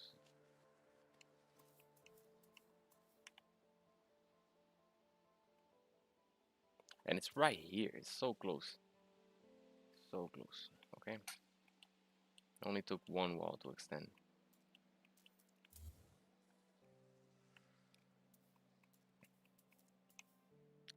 Okay, let's repeat. Okay, wait. Let's find out where the oxygen is, though.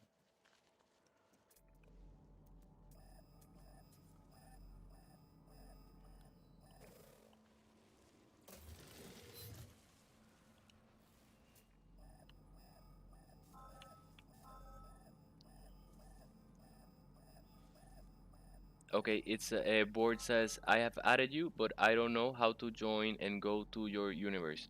I think maybe I have to hit the multiplayer. Not sure if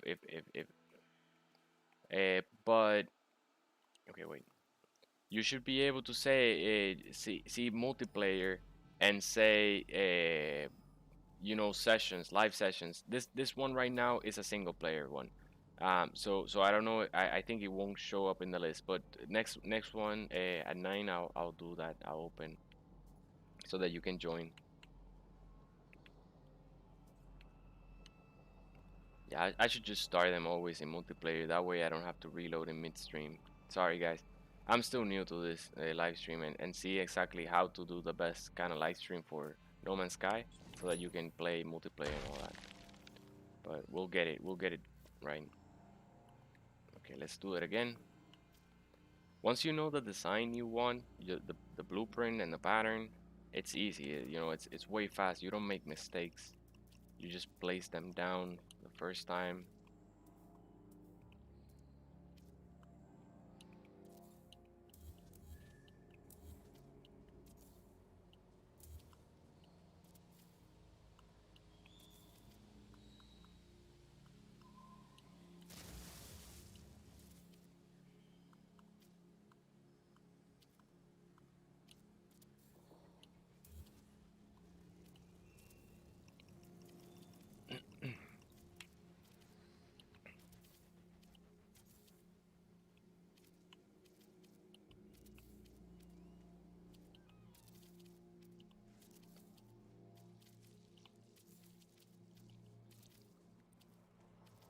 Boy Blue says, thanks, makes sense. Awesome, awesome. Yep. Um, but I don't know because Nitro was able to join without me setting it. And he was on console. I was gonna say maybe on Xbox. He just said I joined game because if you're on Xbox, you can do that. If you add me on the friend Xbox friend, then you can just say join game and like it'll force you in.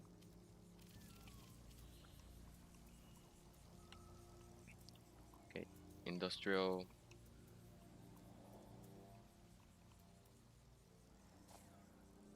Oh, don't tell me this.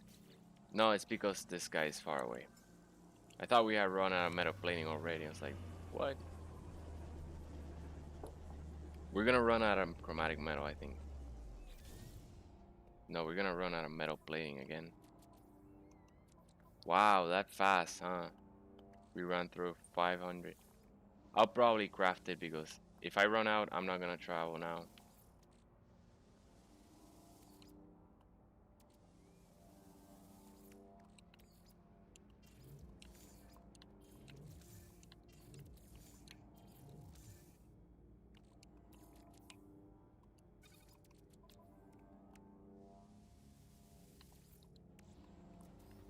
Okay. This one is red for oxygen.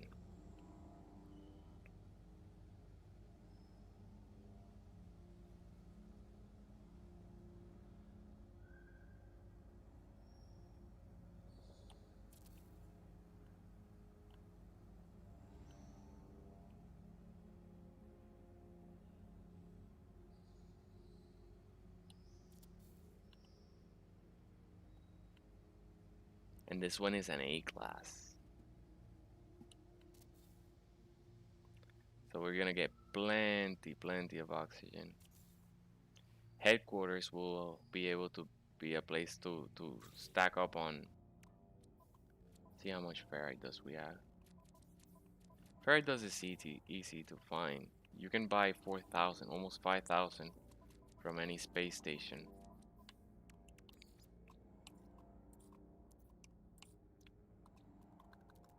Oh my god, it just burns, dude. Oh well, this is where we have to. Maybe I can go and get metal plating at the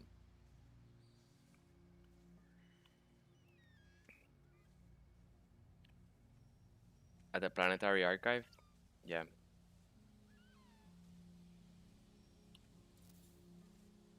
let's do that.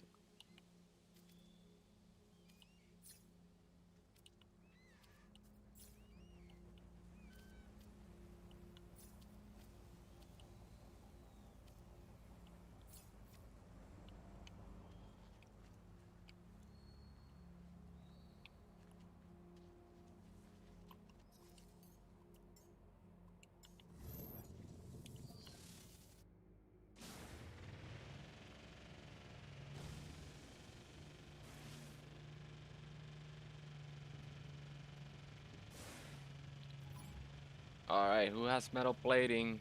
I'm buying. All the ships show up.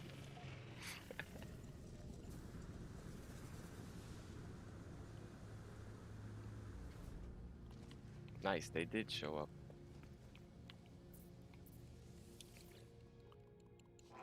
Buy items. They don't have metal plating. Yeah, they don't sell metal plating. But this place should sell metal plating. Oh, this is a traveler. This guy. Traveler, you see how they look like translucent, like they're a hologram? This guy is, you talk to him. I approach the lost traveler. Their skin is translucent, as if they were not truly here. Hmm, it's really you, isn't it? I had to see it for myself, the dawn of the travelers, the last days of the universe. But don't give up hope. It's said that one of us visited you in your darkest hour and showed you a vision of a future you believed to be impossible. So here I am. I see a vision of myself, older, undaunted, traveling beneath the star of an alien world. But I am not alone. There are other travelers with me, more than just apparitions, more than just visitors. One day we will travel together side by side. There will be no sky we cannot claim, no challenge we cannot overcome, no universe. Our universe awaits. The vision ends. The traveler asks me how I feel. I say it inspires me. I say it inspires me. The traveler grins, claiming that they knew I would say this. They give me a gift for my future self in honor of my past. What? Bunch of nanites. Board says, yep. Nice. Hey Ryan, welcome. He says, how long does it take you to restock your items? I saw your inventory management video, really helpful stuff. It doesn't take, it takes a bit, but not as much as you would think, probably. Because mostly I visit space stations in wealthy economies, and I buy resources at 5,000 because look, these ones in this galactic trade terminal, it only has 129 oxygen. But if you visit a space station in a wealthy star system, you will find that they sell like 5,000 copper or so 5,000 sodium nitrate, and then I just stash in the freighter for readily use. Um, Also, you'll see that they'll sell here the microprocessors. You stack up on microprocessor, stack up on Starship launch fuel, metal platings, oxygen. Like I try to buy as much as possible on unstable plasmas um, from space stations And then pretty much the only thing I have to refine is condensed carbon, which I use oxygen and condensed carbon to multiply the condensed carbon by 6. Um, looks like we have to, yeah, we'll have to travel. We have to travel, guys, because there's no more metal plating here. And I'm gonna have to reload the game when we come back, because the extension base extension glitch will have to repeat it again. Uh, but it's no problem. It's gonna be worth it. We're gonna have pretty much all the bases. I'm gonna give you a tour because I'm gonna stop the stream here so that I can eat. But I'll be back around 9:30 to continue base building, probably to until midnight. So this is our electrical plant. Our electrical generators are in this plant. You can see them through the glass over there, and our scientist is in here. I don't know why the windows are gone. I gotta fix that probably. But yeah, and then it routes the power all the way over here where we have one oxygen collector, or oxygen extractor. Farther over here, we have the nitrogen one. Then we're using pylons to route the power back and forth, and this is around 1,000 units away from our base terminal. So we are extending the base. Over here we have a C-class paraffinium mineral deposit. And then over here we'll have an A-class oxygen deposit. And over here we'll have a C-class copper deposit. And there's another nitrogen over here, but that one is way too far away to access. But yeah, we'll have all that routed to our base, and then our base is gonna be here. Uh, in this cave, we're gonna build a bunker base so that the exocraft can enter, park, and everything, and the base is gonna be protected from the sentinels. You know, like we're gonna build a base that keeps in mind that sentinels may want to come and attack the divergence. We're called the divergence.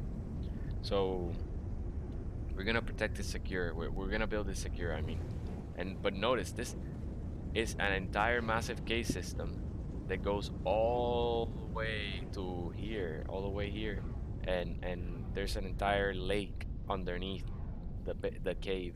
So we're gonna be building in that cave. You can see part of the river. This connects to our chamber. We're not gonna get in there. Don't go in there. Don't fly your ships into caves, guys. Don't do it. Well, yeah. Gonna leave it here. I'll probably do. No, no, no. We're gonna come back live soon. So I'll do it live. The getting the resources. But yeah, let me read this concept. Board says, yep. Hazerden says, yes, I found a bubble planet. Awesome, man. Well, grats. Yeah, you were looking for that. You mentioned that. Glad you found it, man. Awesome. Keep it up. So yeah, I'm just gonna get dinner real quick, and then come back live in an hour, to continue the stream and the base building because I'm pumped. I'm pumped. It took us a while to set up the electrical plant. That's yellow star over there is our electrical plant, and then route the power, so that then we can build the extractors. But now we're building extractors all around, and we only have two more left to build.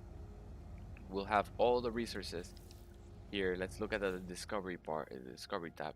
We'll have paraffinium, we'll have copper, we'll have nitrogen, we'll have oxygen. We won't have salt, but we don't need salt. We really don't need salt. Okay. You use salt. You use salt for um your Nautilus fuel. Let me show you. So your Nautilus fuel will take salt and cytophosphate. But in the underground lake that we're building, you'll find both salt and cytophosphate. So if you wanted to build get Nautilus fuel, you could do it from our base because we're gonna build on top of the lake, and we're gonna build land fobs on top of the water, and then we're gonna build underwater fobs. So it's gonna be a two-layer base of underwater components and land components, and then we're gonna connect the two, so you can like be walking and then suddenly like go under and see the entire water. It's gonna be pretty cool. But yeah, so hope you enjoyed the stream, guys. Don't forget to like, subscribe, hit the notification bell. Really helps me out with the YouTube algorithm and all that good stuff. But yeah, I'll see you shortly. I'm gonna it's be back at 9:30 Eastern time to continue the base building. Appreciate you guys. Hope you enjoyed and see you soon. Um, Tech Tony signing out.